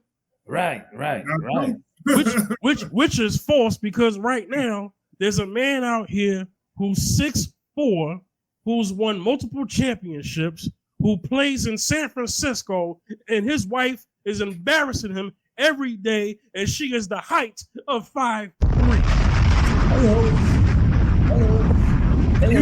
You also could have said, and we know who that is. We know who that is. You could have said he's one of the highest paid actors in Hollywood. You know what I'm saying? And she'd have messed up his children. You know, you could have said a couple of people, but that one applies. Yes. Yes, it does. And for those who are wondering who I'm talking about Steph and Aisha Curry. But anyway. Exactly. And I'm talking about Will Smith. Right, Will. Yeah. And I think there it is. 5'2", something like that. Something like that. Yeah. Jada's like 5 feet, 5'1". Yeah, and Will like 6'3". And Will's like 6'3", 6'4". Yeah. Right. Well. She's Aisha's just Jada Pinkett in training. So yes, that actually made the most sense. of you saying Jada and Will. I ain't even thinking that. The only reason why they really was trying to gas her up to come out of herself too. Well, look, see, let me go ahead and play some ball. About like 3 inches. Yeah. So that's like 6 what? That's about 6'2". And so where am I? That's about 6'2", but she's taller than you right now. You're about an inch shorter than her. Okay, we'll give you 6'1". I'm more Fournette. I'm sorry, ladies. So I'm not short though, right? I'm not. Yeah, but Arlette, you're still wrong. He's not shorter than her. It's just that she's got on heels. Heels. That's but he's still taller than her. She said that she's 5'11". The man said he's 6'3". So why are we using the last time I checked, when the doctor checks your height, he has you stand up to a ruler on the wall, not next to a person with high heels on. Exactly. I'll play some more.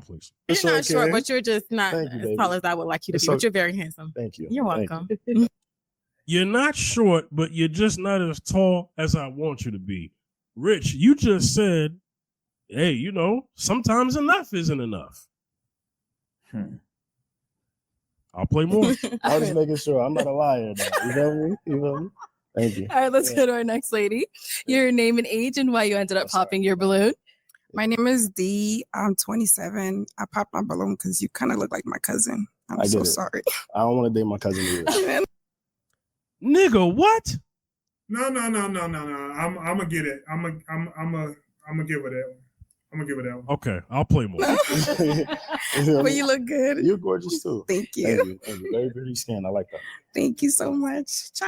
By the way, she is beautiful. That She woman is beautiful. absolutely gorgeous. She's beautiful. Yeah. Mm-hmm. This woman has some of the most beautiful skin composition, facial structure, hair. Before I even get to what her body looks like, that woman right there is beautiful. Oh, and I'm glad you said that. I'm glad you said that because I did say this to my sister. She asked me once. She's like, "What should I be looking for from a man?" And I said, "Listen to his compliments and his conversation. If it's too much on your physical appearance and complimenting your body and your curves and that's it's coming from a sexual nature, he ain't the one. If he's it's got to be more than damn you fine, girl you thick. It's got to be more than that. Right. That's all you got to say every time. Hey, he letting you know you the flavor of the moment because I'm looking at that. I don't possess it yet. Whereas the mind is infinite. It's gonna take me longer to absorb that. So if you're not looking for somebody who's trying to see what your mind and your spirit are, you probably gonna be set up for some headaches. Oh yeah. I'll play some more. Okay. Yes. All right. Your name and age and why you ended up popping your balloon. My name is Tiffany and I'm 26. And I initially popped it because of the outfit. But now that I get close to you and I heard what you say, I want my balloon back. Because You know why she want her balloon back? Because we know why. Because Zacchaeus, I know you're gonna agree with this when I say this. She saw, or at least was perceived to be in her sights, in her ears, that she sees there's intangibles. He answers a lot of questions. Right. This man's character was, and I think on this episode, he's like the second contestant or the third.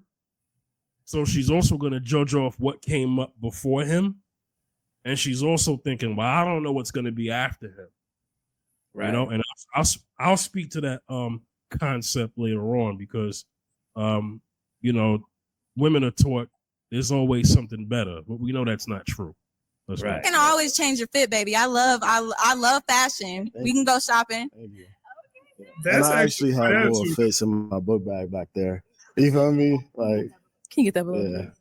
Oh my, she asked for it. I'll hand it to you. Thank you. Okay, well, the woman in the green is salty because in the context of the sisterhood, this sister right here wanted her balloon back. that's her being off code. That's a problem for feminists. I pop, so you pop. You should pop. I'll play more. Spoiling my lady. Okay, let's go on to these next ones. Your name and age and why you ended up popping your balloon. Hi, my name is Kamina. I'm 27, and I popped my balloon because, like she said, because I'm Haitian, and you look a lot like my relative. Cool. Your relative's beautiful, then. Yeah, you are very handsome, though. You're very handsome and well groomed, like she said. I agree. So are you. Nice to meet you. Thank you. Nice to meet you too. Okay, thank you. Let's go over here. Your name and age and why you ended up popping your balloon. My name's Carrington. I'm 26. I popped because of the outfit. I mean, you are extremely handsome. So I need to go back there. And change. Honestly, like I'm so sorry. The outfit threw me, but I don't know. It's Can you help me out? What's wrong with the like outfit? the combination? Nothing's wrong with the combination. I'm I colorblind, don't like how it fits. I'm colorblind, so like. Oh, you match, baby, though. Oh. Like, that's the fit. It's just how it fits kind of throws me. Like your body's great, your face is great, teeth, everything is eaten, but it's just I didn't. Yeah, like something about it is not. What, it's too tight. It's too short. What It's probably too tight because. The way that you, like, and we can tell it. It would have shown in anything, honestly. And I love everything that you said. So you I gotta cancel my friends. They told me to wear this. that was they set you up, but they set me up crazy. I would get my balloon back, but no, I get it. First impressions, everything. I'm actually a professor and I teach that. So I teach. Look, first this is the icing on the fucking. I was waiting on He you. said, okay. He said, and Zach Kears, I need you to comment on this. He said, I'm a professor, so I teach that. Yeah. Rich, you might have noticed the woman in the green dress at the end. She sighed, like. Her head didn't talk a couple times. She rolled her eyes. She done a lot. Yep. Right. Other women are not on Kears. hold, like you said. Yeah. Speak more on it. Go ahead. Well, you see, they all popped, right? They all popped. But as I got to know him, you get to know him a little bit about how he speaks, how he carries himself, his character, and that solidarity falling apart. they all popped. Now, you see the woman in the way at the end of the green, like you said, Fifth. She wanted every woman to be on cold. Let him go, but they got to know him because of her mistake. Yeah. Between the green to the white, everybody else learned. Yes. They said, listen, exactly. They don't pop, don't listen. We're gonna give the brother a chance because you're going on aesthetics, and he can easily change that. Easy, it's no problem. Can change it. But they're going on the aesthetics, and the woman that Arlette is holding the mic to, she's like, oh, just thinking about getting my balloon back because he just said he's a professor. So she's like, I'm thinking about getting my, he has the attributes that some women, because women are very big on security, very big on it. So it's like, as Arlette goes down the line and she's walking through, and some of the women that say, listen, it's time to have a mind of our own. It's time to have a mind of our own because everybody else popped, so I popped. There can be only one. Yeah. And her ego could be she thinks she the flyest one on stage. That could be it too, because that's definitely it. Yeah, I'm the hottest one out here. So, and I think some of these women don't try to become personalities anyway. So yeah. She rolled the eye because the woman said, "I want my balloon back." So she's like, "How dare you give you a deal? I want you to be on cold."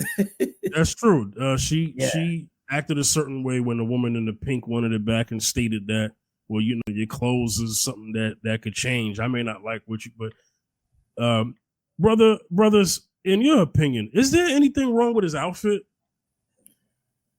So, I'm mixed about that. Not that there's anything wrong with his outfit.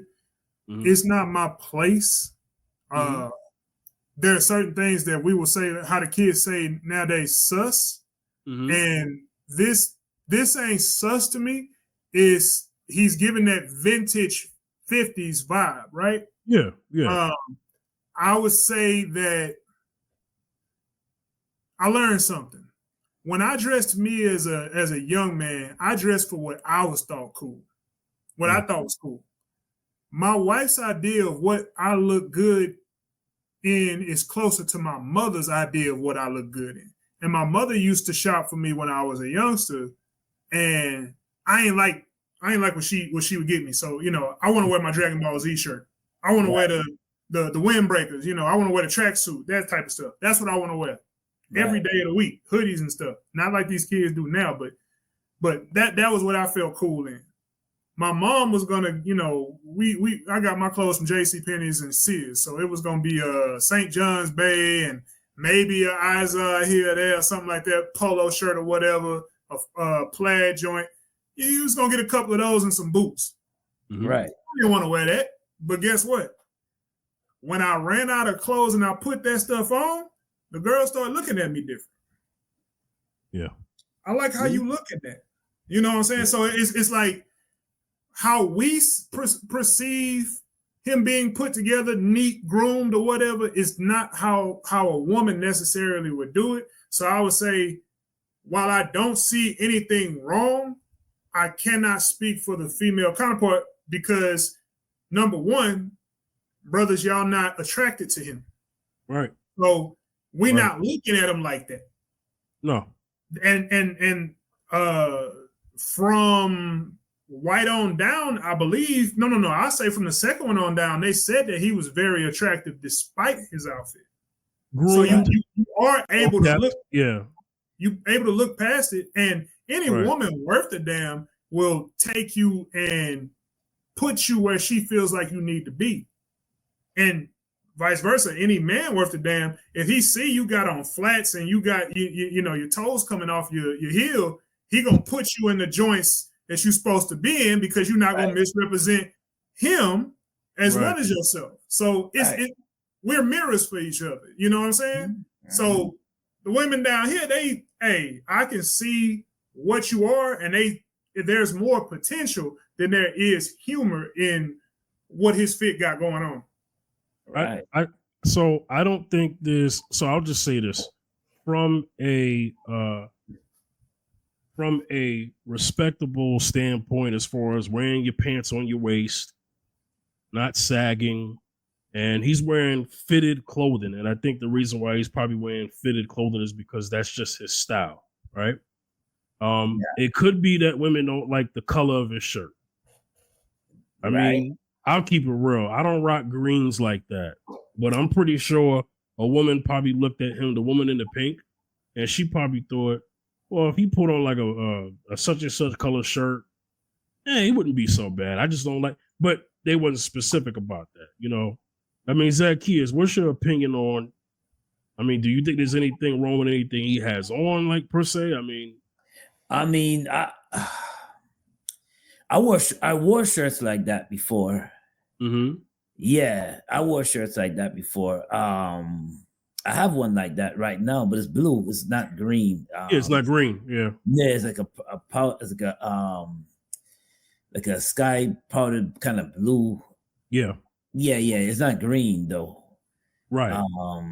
Pants. I like my pants not fitting so close. It's a little loose. Yeah.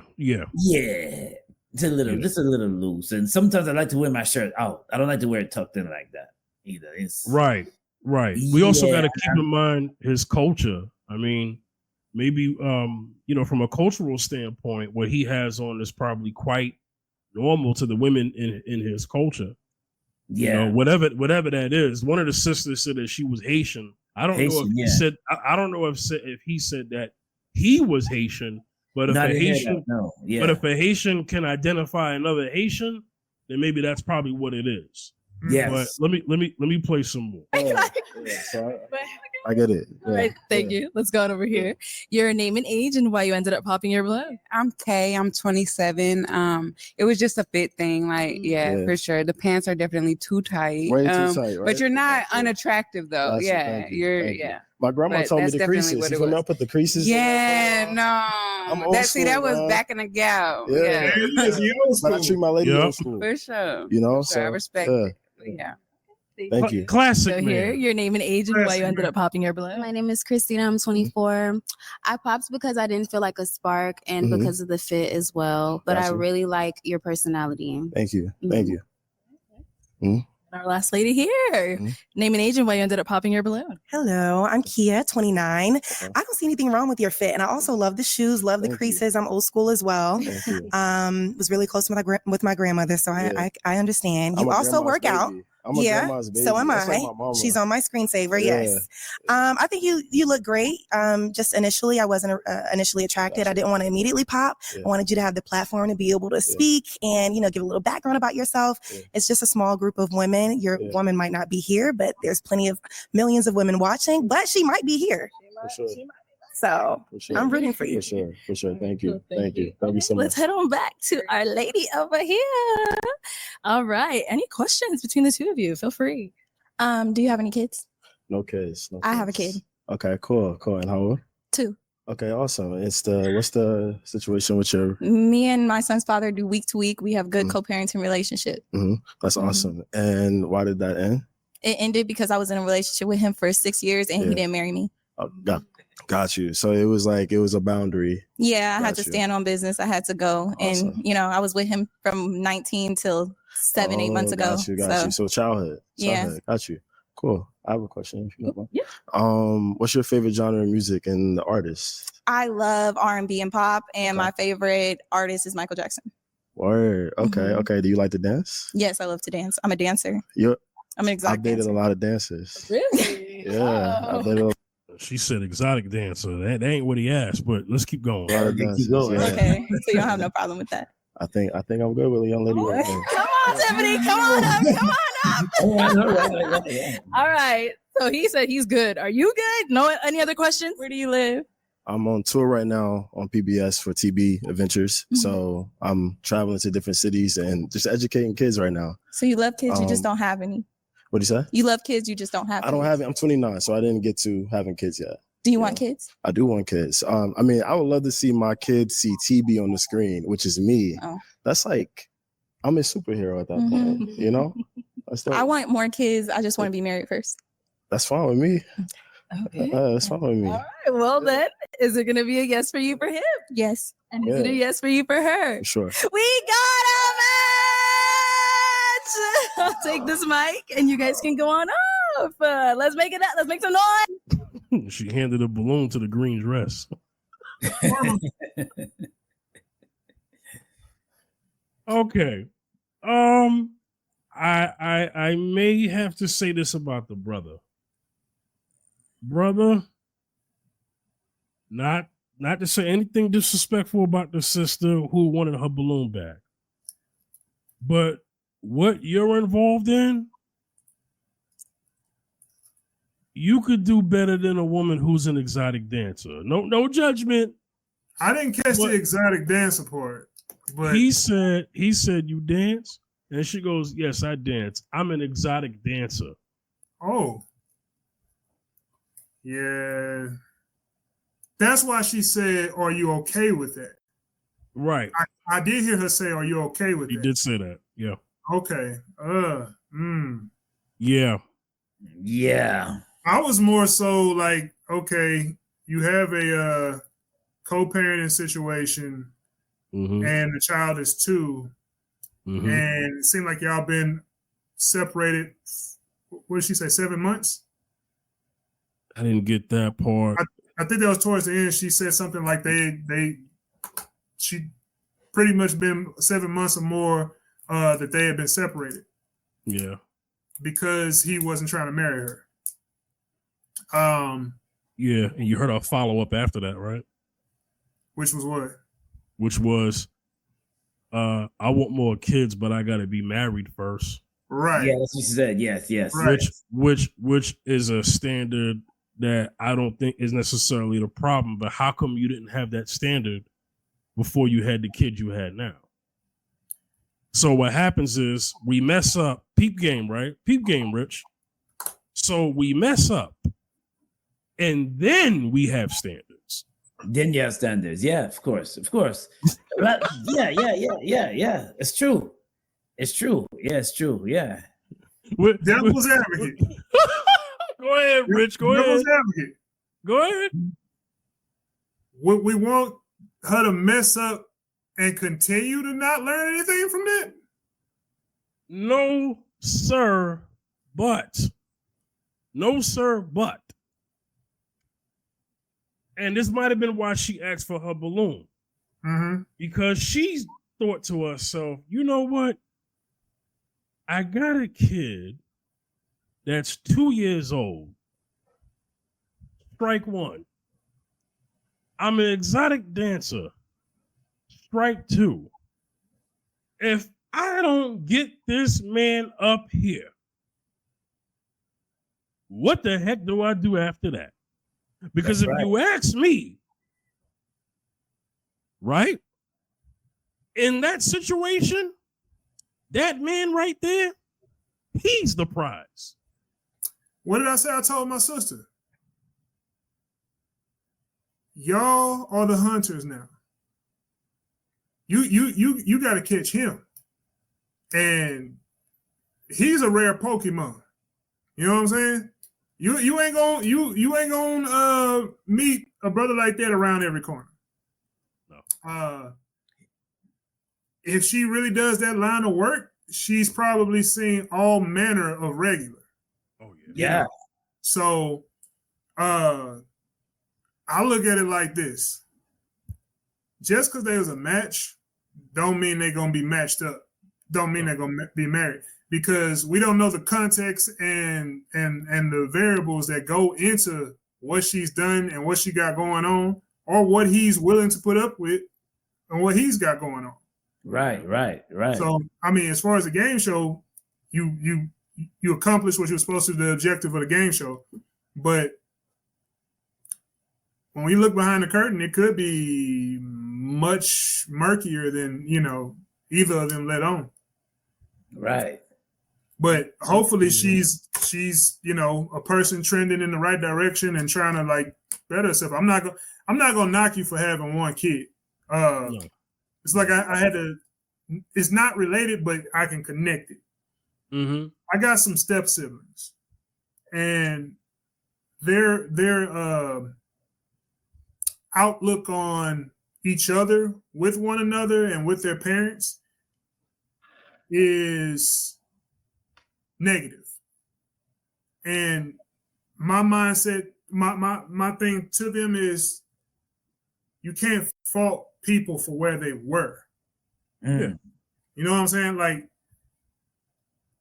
every person who's born to a parent that might not have done the best by them, before that person was a parent, they were a person trying to figure stuff out. Yes. They don't have it all together. Mm-hmm. So siblings too, they don't have it all together. Mm-hmm. So we do have to give a measure of grace. But it's like, where are you and where are you trying to go? Right. If I see you already pulled yourself up out of your situation and you doing other things, but you got this baby, cool. Me specifically, I'm not gonna fault nobody, because I know what it looked like, and being the child of a woman that had a kid that she had to take care of by herself, and then finding her values, and she had me when she was 20, and it's so many dimensions to that story. We ain't got time for that. Right. The girl is not the woman, just like the boy ain't the man.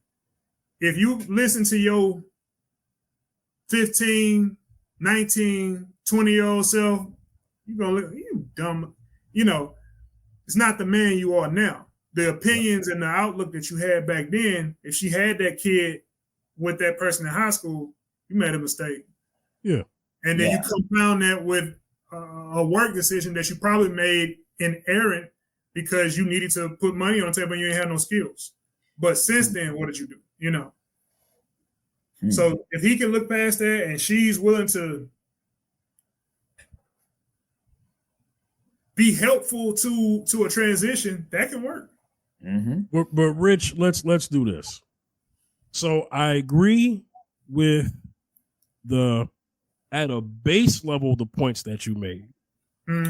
But if we're gonna be specific to her and him, the man who inspires children to aspire to the things that in a positive way that he may be teaching, he doesn't have any kids. No. Right? Right.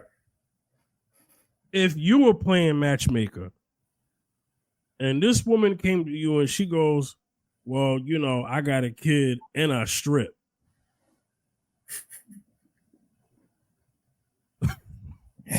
And you're coaching this brother, okay? Yeah. You talked about coaching. Yeah. At the same time, you want to be impartial, but you also want to give the wisdom where it should be. Yeah. Yeah. What would your advice be advice for this man? You need to investigate the variables if you're going to even entertain it. If you're going to even entertain it, you need to investigate the variables because there's too many variables. The company she keeps, what all she does with it, how long she's been doing. And really, I say if you've been stripping for 6 months, you've been stripping too long. You know what I'm saying? So it's like, I want to say, I understand what you're saying. Hey, you can do better. Absolutely. But there is coaching and then there is what you're going to do anyway, because we've all been coached to do something. So I can tell you, hey, you're going to run into a bunch more headaches just because of her occupation and her background. Even with one of those alone, that's a big red flag. The stripping by itself, no kid, or the kid from a recent relationship, you know, by itself, either one of those is going to be a serious undertaking. You don't know what that dude is. You don't know how he's going to feel about you. If he feels inadequate about you, if he don't want his son around you. On the other side, on the side with the stripping, if she's got a couple of regulars, if she's on occasion done stuff to make ends meet with said regulars, you know, if she has any aspirations to get out of there and do something more tangible, more fruitful, more respected, you know, that would not be my first. Hey, yeah, you got something there. No, I'm not saying that. I can't say that. So, it's more or less where you are. I'm going off of what they gave in this. Yeah. Ain't no way in hell I'm gonna tell one of my athletes or one of my kids. Mm-hmm. Oh yeah. You go ahead and see what she about. I'm gonna say if you already with her, then you need to investigate that situation on a mental aspect, an emotional aspect, and a realistic aspect. Because there's things, and speaking from sports, you cannot get in the ring if you're not willing to get hit. You can't get on the field if you're not willing to get hit. You can't just look and get to score. You got to be able to run. You got to be able to make contact. You got to deal with the bad stuff. You got to deal with the adversity. And there's going to be adversity to dealing with somebody else's kid. There's going to be it's not even adversity. It's worse than that, to dealing with somebody who strips. You know, you have to be a creature of some significant type of stuff to let your woman go out and show what she has to the world. You know, like what's for you? What is for you that nobody else hasn't seen? You know. So you do run the risk of that and mentally having like a who we are to one another and what the value is, but I'm gonna try not to judge, but I am gonna inform. Zacchaeus, you've seen The Best Man. Yes. Oh my God. You remember yeah, this is very fitting and it matched perfect. You remember Berg's character, right? The brother with the braids? Oh yes. Dreadlocks? Dreads, yes. You remember Regina Hall's character in that Oh, movie, yes. right? Yes. You remember what he did for a living, right? He was a Yes. school teacher. School teacher, yes. Now imagine if that was your son. I would tell my son,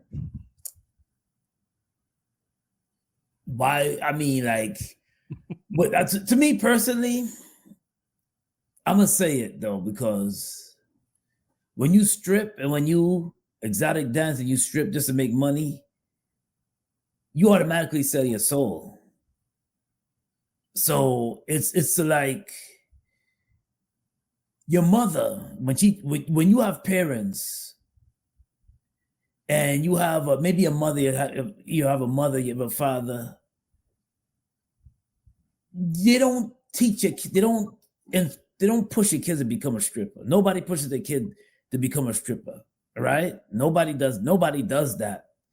Nobody does that. And even for you yourself, dancing, giving lap dances to get money, it's like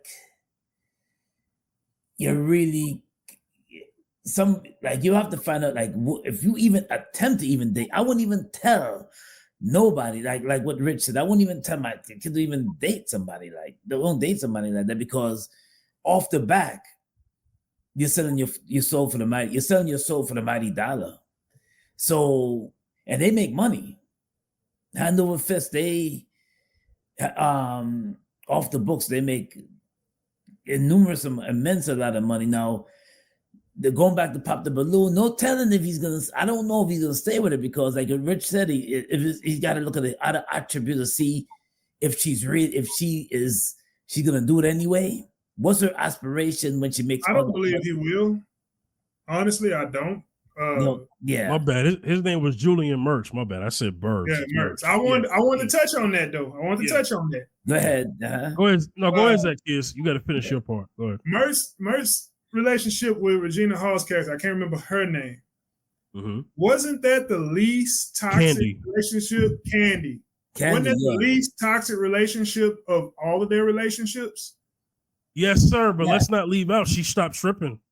She stopped stripping. She stopped. Yeah. And she pretty much took care of his needs, right? Yes. That's when we think about Lance and what's the Tay Diggs.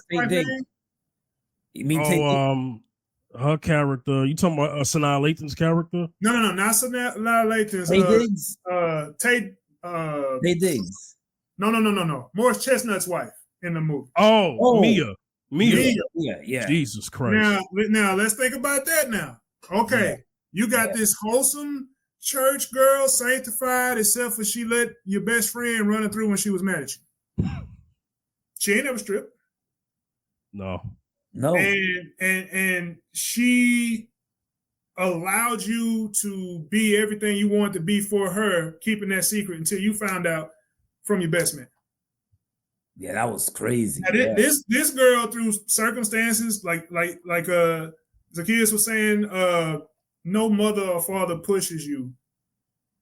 Ain't nobody saying, oh, okay, we're gonna set this pole up in the living room and I'm gonna get you started with learning how to at least hold on to it. Ain't nobody doing that.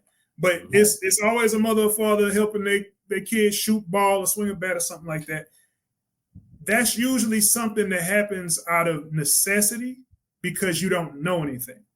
Right. True. Right. You do sell your soul. Every stripper I've ever seen, just in the airport or whatever, they're not married. They're not whole. Not to say that marriage makes you whole, but just as a person, like they're not whole. They might be staunchly beautiful or very outgoing and business orientated or whatever, but you can almost see it in their eyes that there's something off about them. And I think it's because you've been in the belly of the beast for so long that you've seen the worst parts of society. So a lot of them, they end up dating other women that are probably strippers or just women that will tolerate them because they don't have any other options and they've seen the worst of men. So now they associate that with all men. You don't get to that because you had a wholesome upbringing. Yeah, good point. So, I don't know Candy's, I don't think we get that, but I think she was going to school or something like that and she needed, so there are variables to it. But Candy I feel like they had the best, they had the best relationship of any of the other ones. You had the extreme toxic with Terrence Howard and old girl. I can never remember. Shelby. Yeah. They were both privileged and highly intelligent, but highly toxic. Then you had Mia and Lance, which both were people who had so-called standards and preferences, but had things underneath that both of them were morally flawed. Yes. And then the true villain being Taye Diggs' character, you are diabolical, bro. And Sanaa Lathan's character is the perfect victim. You're taking this and letting this man. He's writing stories, letting you know that you're third in his life. You know what I'm saying? You not second, you third in his life. And over all of them, Candy probably put on the best one. Yeah, she was a stripper when he met her, right? Yeah. So it wasn't really much of a. It wasn't a secret. Yeah. So I will give you that, but it's also written that way too. Right, that's true. It is written that way. We all talking about a movie, but I think we know ideally that we wouldn't want ourselves or our sons with strippers, especially if the lifestyle that the man already is working with children. Right. You're right. That image is not. Zach, here, speak to the optics that looks like in any situation, not just the stripper, but someone who you're going to use as your pair. And now when you're in certain settings, how does the optics look? Because what that person does and you taking on that person as a viable mate and vice versa, they're a representation of you. Go ahead. Yeah, well, you see, the thing is that if he has to she has to take her to go see her parents, she may have to come up with a story about what she does, because everybody adult know what exotic dancing is, right? Yep. They know what it is. So she's gonna always have to front and say that she's something else. Especially if the relationship has gotten to a point where he's ready to go take her to go see his parents or mother or father, it's not gonna sit well if she be real with them and say, listen, I'm an exotic dancer. They'll pull him aside and say, what the hell you bring her here for, man? It doesn't sit well, especially if he's working with kids is one thing. I mean, exotic dancers don't usually they won't tell kids that they're exotic dancers. They just say that, I dance. They just say, I dance, right? Mm-hmm. Now, some kids are very curious. Some kids will be like, you dance? Oh, can I see you dance? Ooh, can I see you dance? Ooh.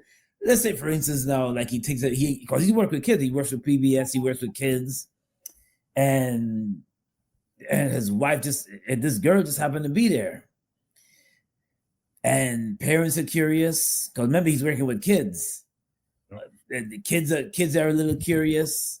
They want to see you perform. They say, oh, you're a dancer. Do you dance ballet? No, I don't dance ballet. What do you do? Are you not a video vixen? That's video vixens are played out now, because face it, the music industry is not making money like that. Anyway, that's beside the point.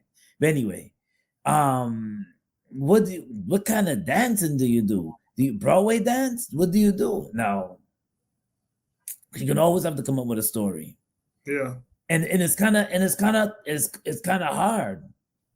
It's kind of hard. So for her sake, I hope that if she's getting money from exotic, she put into something that's more valuable, and she's more valuable that she can bring to the world, or like an asset, more valuable that she can bring not only to the world but to herself. I would add to it that the woman you choose is a reflection of who you are as a person. And being that he works with kids and PBS, even though they're trying to like shut PBS down, that could cost him contracts when you see what he's aligned with, you know. Speak on it. You know what I'm saying? Like if you, hey, let's say somebody's familiar with her work, you know, they had a men's trip somewhere and it's like, I know this one, she over there is such and such, King of Diamonds or whatever, you know, and that gets back. So now either it's gonna be a issue with the brass because how can you be around kids and this is what you chose for a woman, or you know, you seem morally loose, it could cost you some contracts or some any number of things where you don't know, because the imagination is always worse than reality and everybody has one. So, you know, you don't know how the next partner you deal with, if it's a woman who finds out that you're potentially married to a stripper, how she's going to view you based on how she sees her. The truth of the matter is that they can look at her social media page.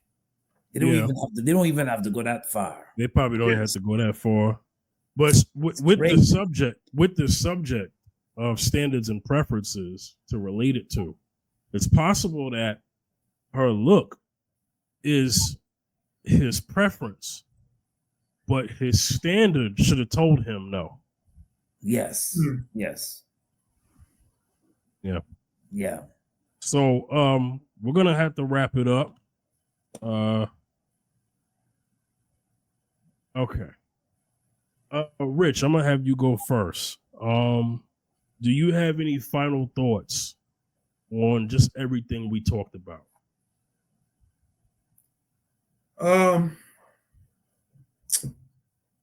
Preferences are fine in moderation, like anything else. My favorite color subconsciously is green. I have very little green in my house. My car ain't green, whatever, what have you. Standards. You don't break your standards. Your standards, I needed a pickup truck. You know what I'm saying? I can't make a coupe a pickup truck. So for me, is it all right to have standards? Like I said, in moderation.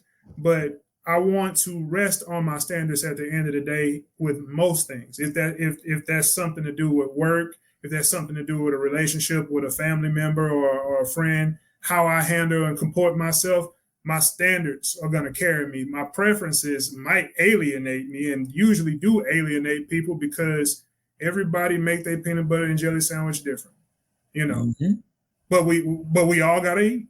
That's a standard, you know. I appreciate you gentlemen having me on. Definitely, yeah. Love what y'all doing. Thank you. And anybody who watching this, keep staying in tune because these brothers, they talking and they thinking. Thank you. Really appreciate it. Thank you. That's what I'm talking about, Nice Rich. meeting you. Real, yeah. When I close the show, just stay on the line. We'll talk backstage, okay? Yes, sir. Zacchaeus, any final thoughts?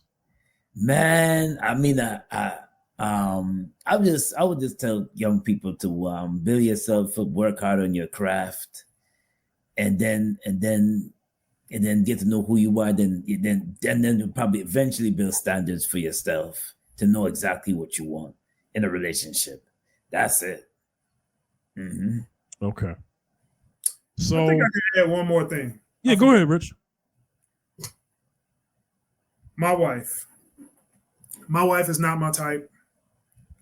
She wasn't the woman that I was looking for, the type of woman that I look for. I told you she was 5'3".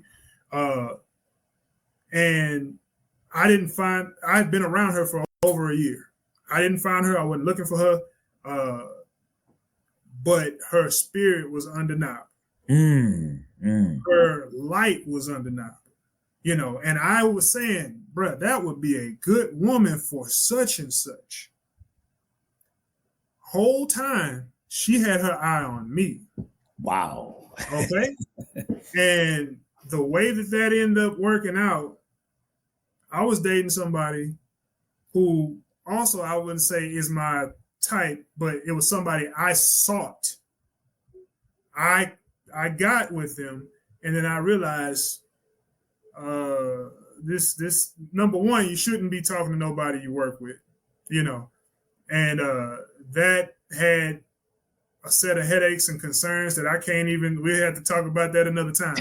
But I say that to say this: your preferences, while you think they mean something, are often just the things you carried with you from your childhood that gave you some illusion of control. But really, what God has for you, bruh, if you abandon your ego and your preference and just, like he said, focus on your craft and building yourself, God's gonna put the person in your path that's meant for you. And I'm so blessed to have the wife that I have.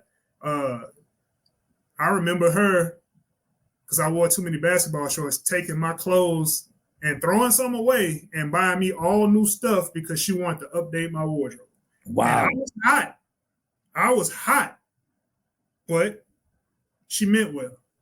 Yeah. At the end of the day, that's what you want. You want someone who is going to elevate you, heal you, build with you, talk to you, and work with you, walk beside you, not try and spur you or something like that. And we all do need a little spurring every now and then, but I'm very thankful for them. Yes. She will watch this. So I would say know what your standards are. Know that that if principle matters, know what they are. Preferences. You can have both standards and preferences. But the question is, once we get to those standards, what are you going to value more? Analyze what your preferences are. If your preferences bear zero fruit, then by all means, do not make your final decision on that. I think what happens most times is that we don't know how to vet. There's a statement that I have that I've said on prior shows that I said that women, most women do not know how to vet. And I'm basing the fact that I said that most women don't know how to vet is their results. When you say vet, you mean like, do they research? Now, we won't disclose what me and you do for a living. Yeah. But we all know that there's something called investigations. There you go. Okay. And investigations comprise of you being questioned and you answering those questions truly. And once we look into the answers that you gave, if we now investigate you and you lied, then that means you failed in the process. Mm-hmm. And then now such person who vets you has to now hold you accountable for what you did was not truthful on. I just wanted to clarify that because I don't want nobody to be mistaken on what you mean by vet. No, I understand. Yeah. So based off their results, and I think a lot of that is because a lot of times women do this by themselves. They don't, like once upon a time, seek the if they have relationships with their fathers, they're not getting with the father or the other men in their family to help vet the men for them. There are things that other men see in other men before women do. Vice versa. There are things that your mothers or other women in your family are going to see for other women that you don't see because you're distracted by your preferences. That kind of goes with the attire and the clothing I was talking about earlier. Yeah. Right. Right. Exactly. And so men have to be better at vetting as well, because we also see in a lot of men's results that they're not vetting for a wife, they're just vetting for the night. The problem is they're putting rings on the women that they're vetting for the night and trying to make them wives. Yeah. That's not good vetting. We losing the ability to look ahead as men. Yep. I cannot just think about my next move. Mm-hmm. I got to think about the next 10 moves. And I remember asking a girl a question that I didn't know well, and it was straight defense. It almost like I insulted her when I asked her, where you see yourself in 5 years? Wow. And that pissed her off. And it pissed her off because she dropped out of school. She was working at a KFC part-time, and she was watching people's kids. I was just starting my job. And, that was how he said, for the night type of person. And when I came to my senses, hey, hold up. Do I see this person, after I already went through this whole situation, do I see this person as somebody that will bear my children? And you have to think like that because things happen. Yes. So if I don't see you as mother of my kids, why do I see you as a partner in my sheets? Why do I see you as someone that I'm going to risk my life for, physically and otherwise, because it's diseases out here. I don't know how you keep yourself. You don't know how he keeps himself, stuff like that. So we have to look at this, go 10 spaces ahead, if not 20, because a woman not wanting to cook could be not being able to cook, could be rooted in her mother had to cook, and she looked down on her mother having to do that for a man that she didn't respect. So she associates cooking with disrespect of herself. So she refuses to cook. But she can have kids that she's going to have to take care of. Now they're going to have poor nutrition because she's going to be buying them Mickey D's or whatever, every day because she don't cook. She don't cook. I'm not going to put myself and my offspring in that situation. That's just an example, and it's a limited one, but you have to think ahead of just body and vibe, because it's conversations that we don't have as a people. We looking for what look good on our arm and what feel right to the whatever, But like you said, we wrapping it up. Yeah. and I'm gonna throw this analogy out there, right? Zacchaeus, there's a yard, there's a tree, there's a house. Mm-hmm. If I stand you in front of the tree, can you see the house perfectly? No, the tree's blocking it. The tree's the preferences. Mm-hmm. The house is the standard. The moment I make you go to the left, then you can see the house. Yep. There it is. Mm-hmm.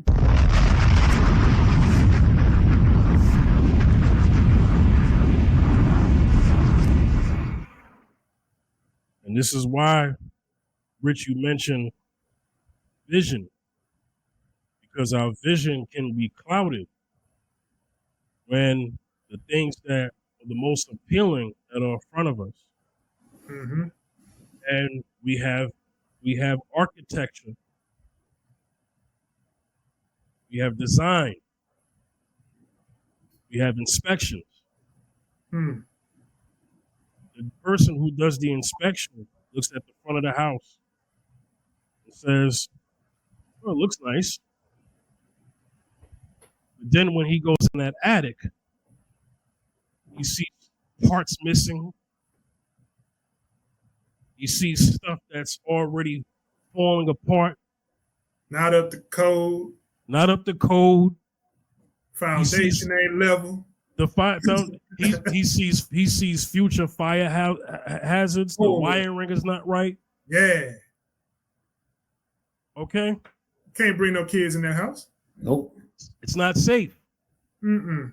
Right. But the person who does the appraisal, they're not privy to seeing all of that stuff on the inside that we're talking about. It's based off of the other ones in the area and what it's got. Exactly. Exactly. And and if I'm not mistaken, in the definition of preference, appraisal was part of the definition. It was part of that. Right? So the thing is that it's okay to have a preference. But if we want to live in the real world, your standards and the fight between preferences versus standards, your standards should always win the fight. And that's my final thought. Rich, let the people know where they can reach you. Nobody asks you 27 at Gmail. That's currently the only thing that I'm allowing people to reach out to me on. Outside of that, it is what it is. Zacchaeus, let them know where they can reach you, man. You can reach me on Facebook, Wayne Backus 167 on Facebook, also on TikTok, Wayne Backus 3 on TikTok, also on Instagram, Wayne Backus Gospel on Instagram, also Zacchaeus Music on Instagram. On all my YouTube channel, you can reach me on Zacchaeus Gospel on YouTube as well. Yeah, check it out. Y'all can reach me at the Fifth General, Facebook, Instagram, and Twitter. YouTube page, the Fifth General TV. TikTok page, Fifth General TV. Mrs. Z and Fifth podcast. Listen, subscribe, share, all that good stuff. All right. So that was another episode of Mrs. Z and Fifth. Peace and God bless. See y'all next time. Peace.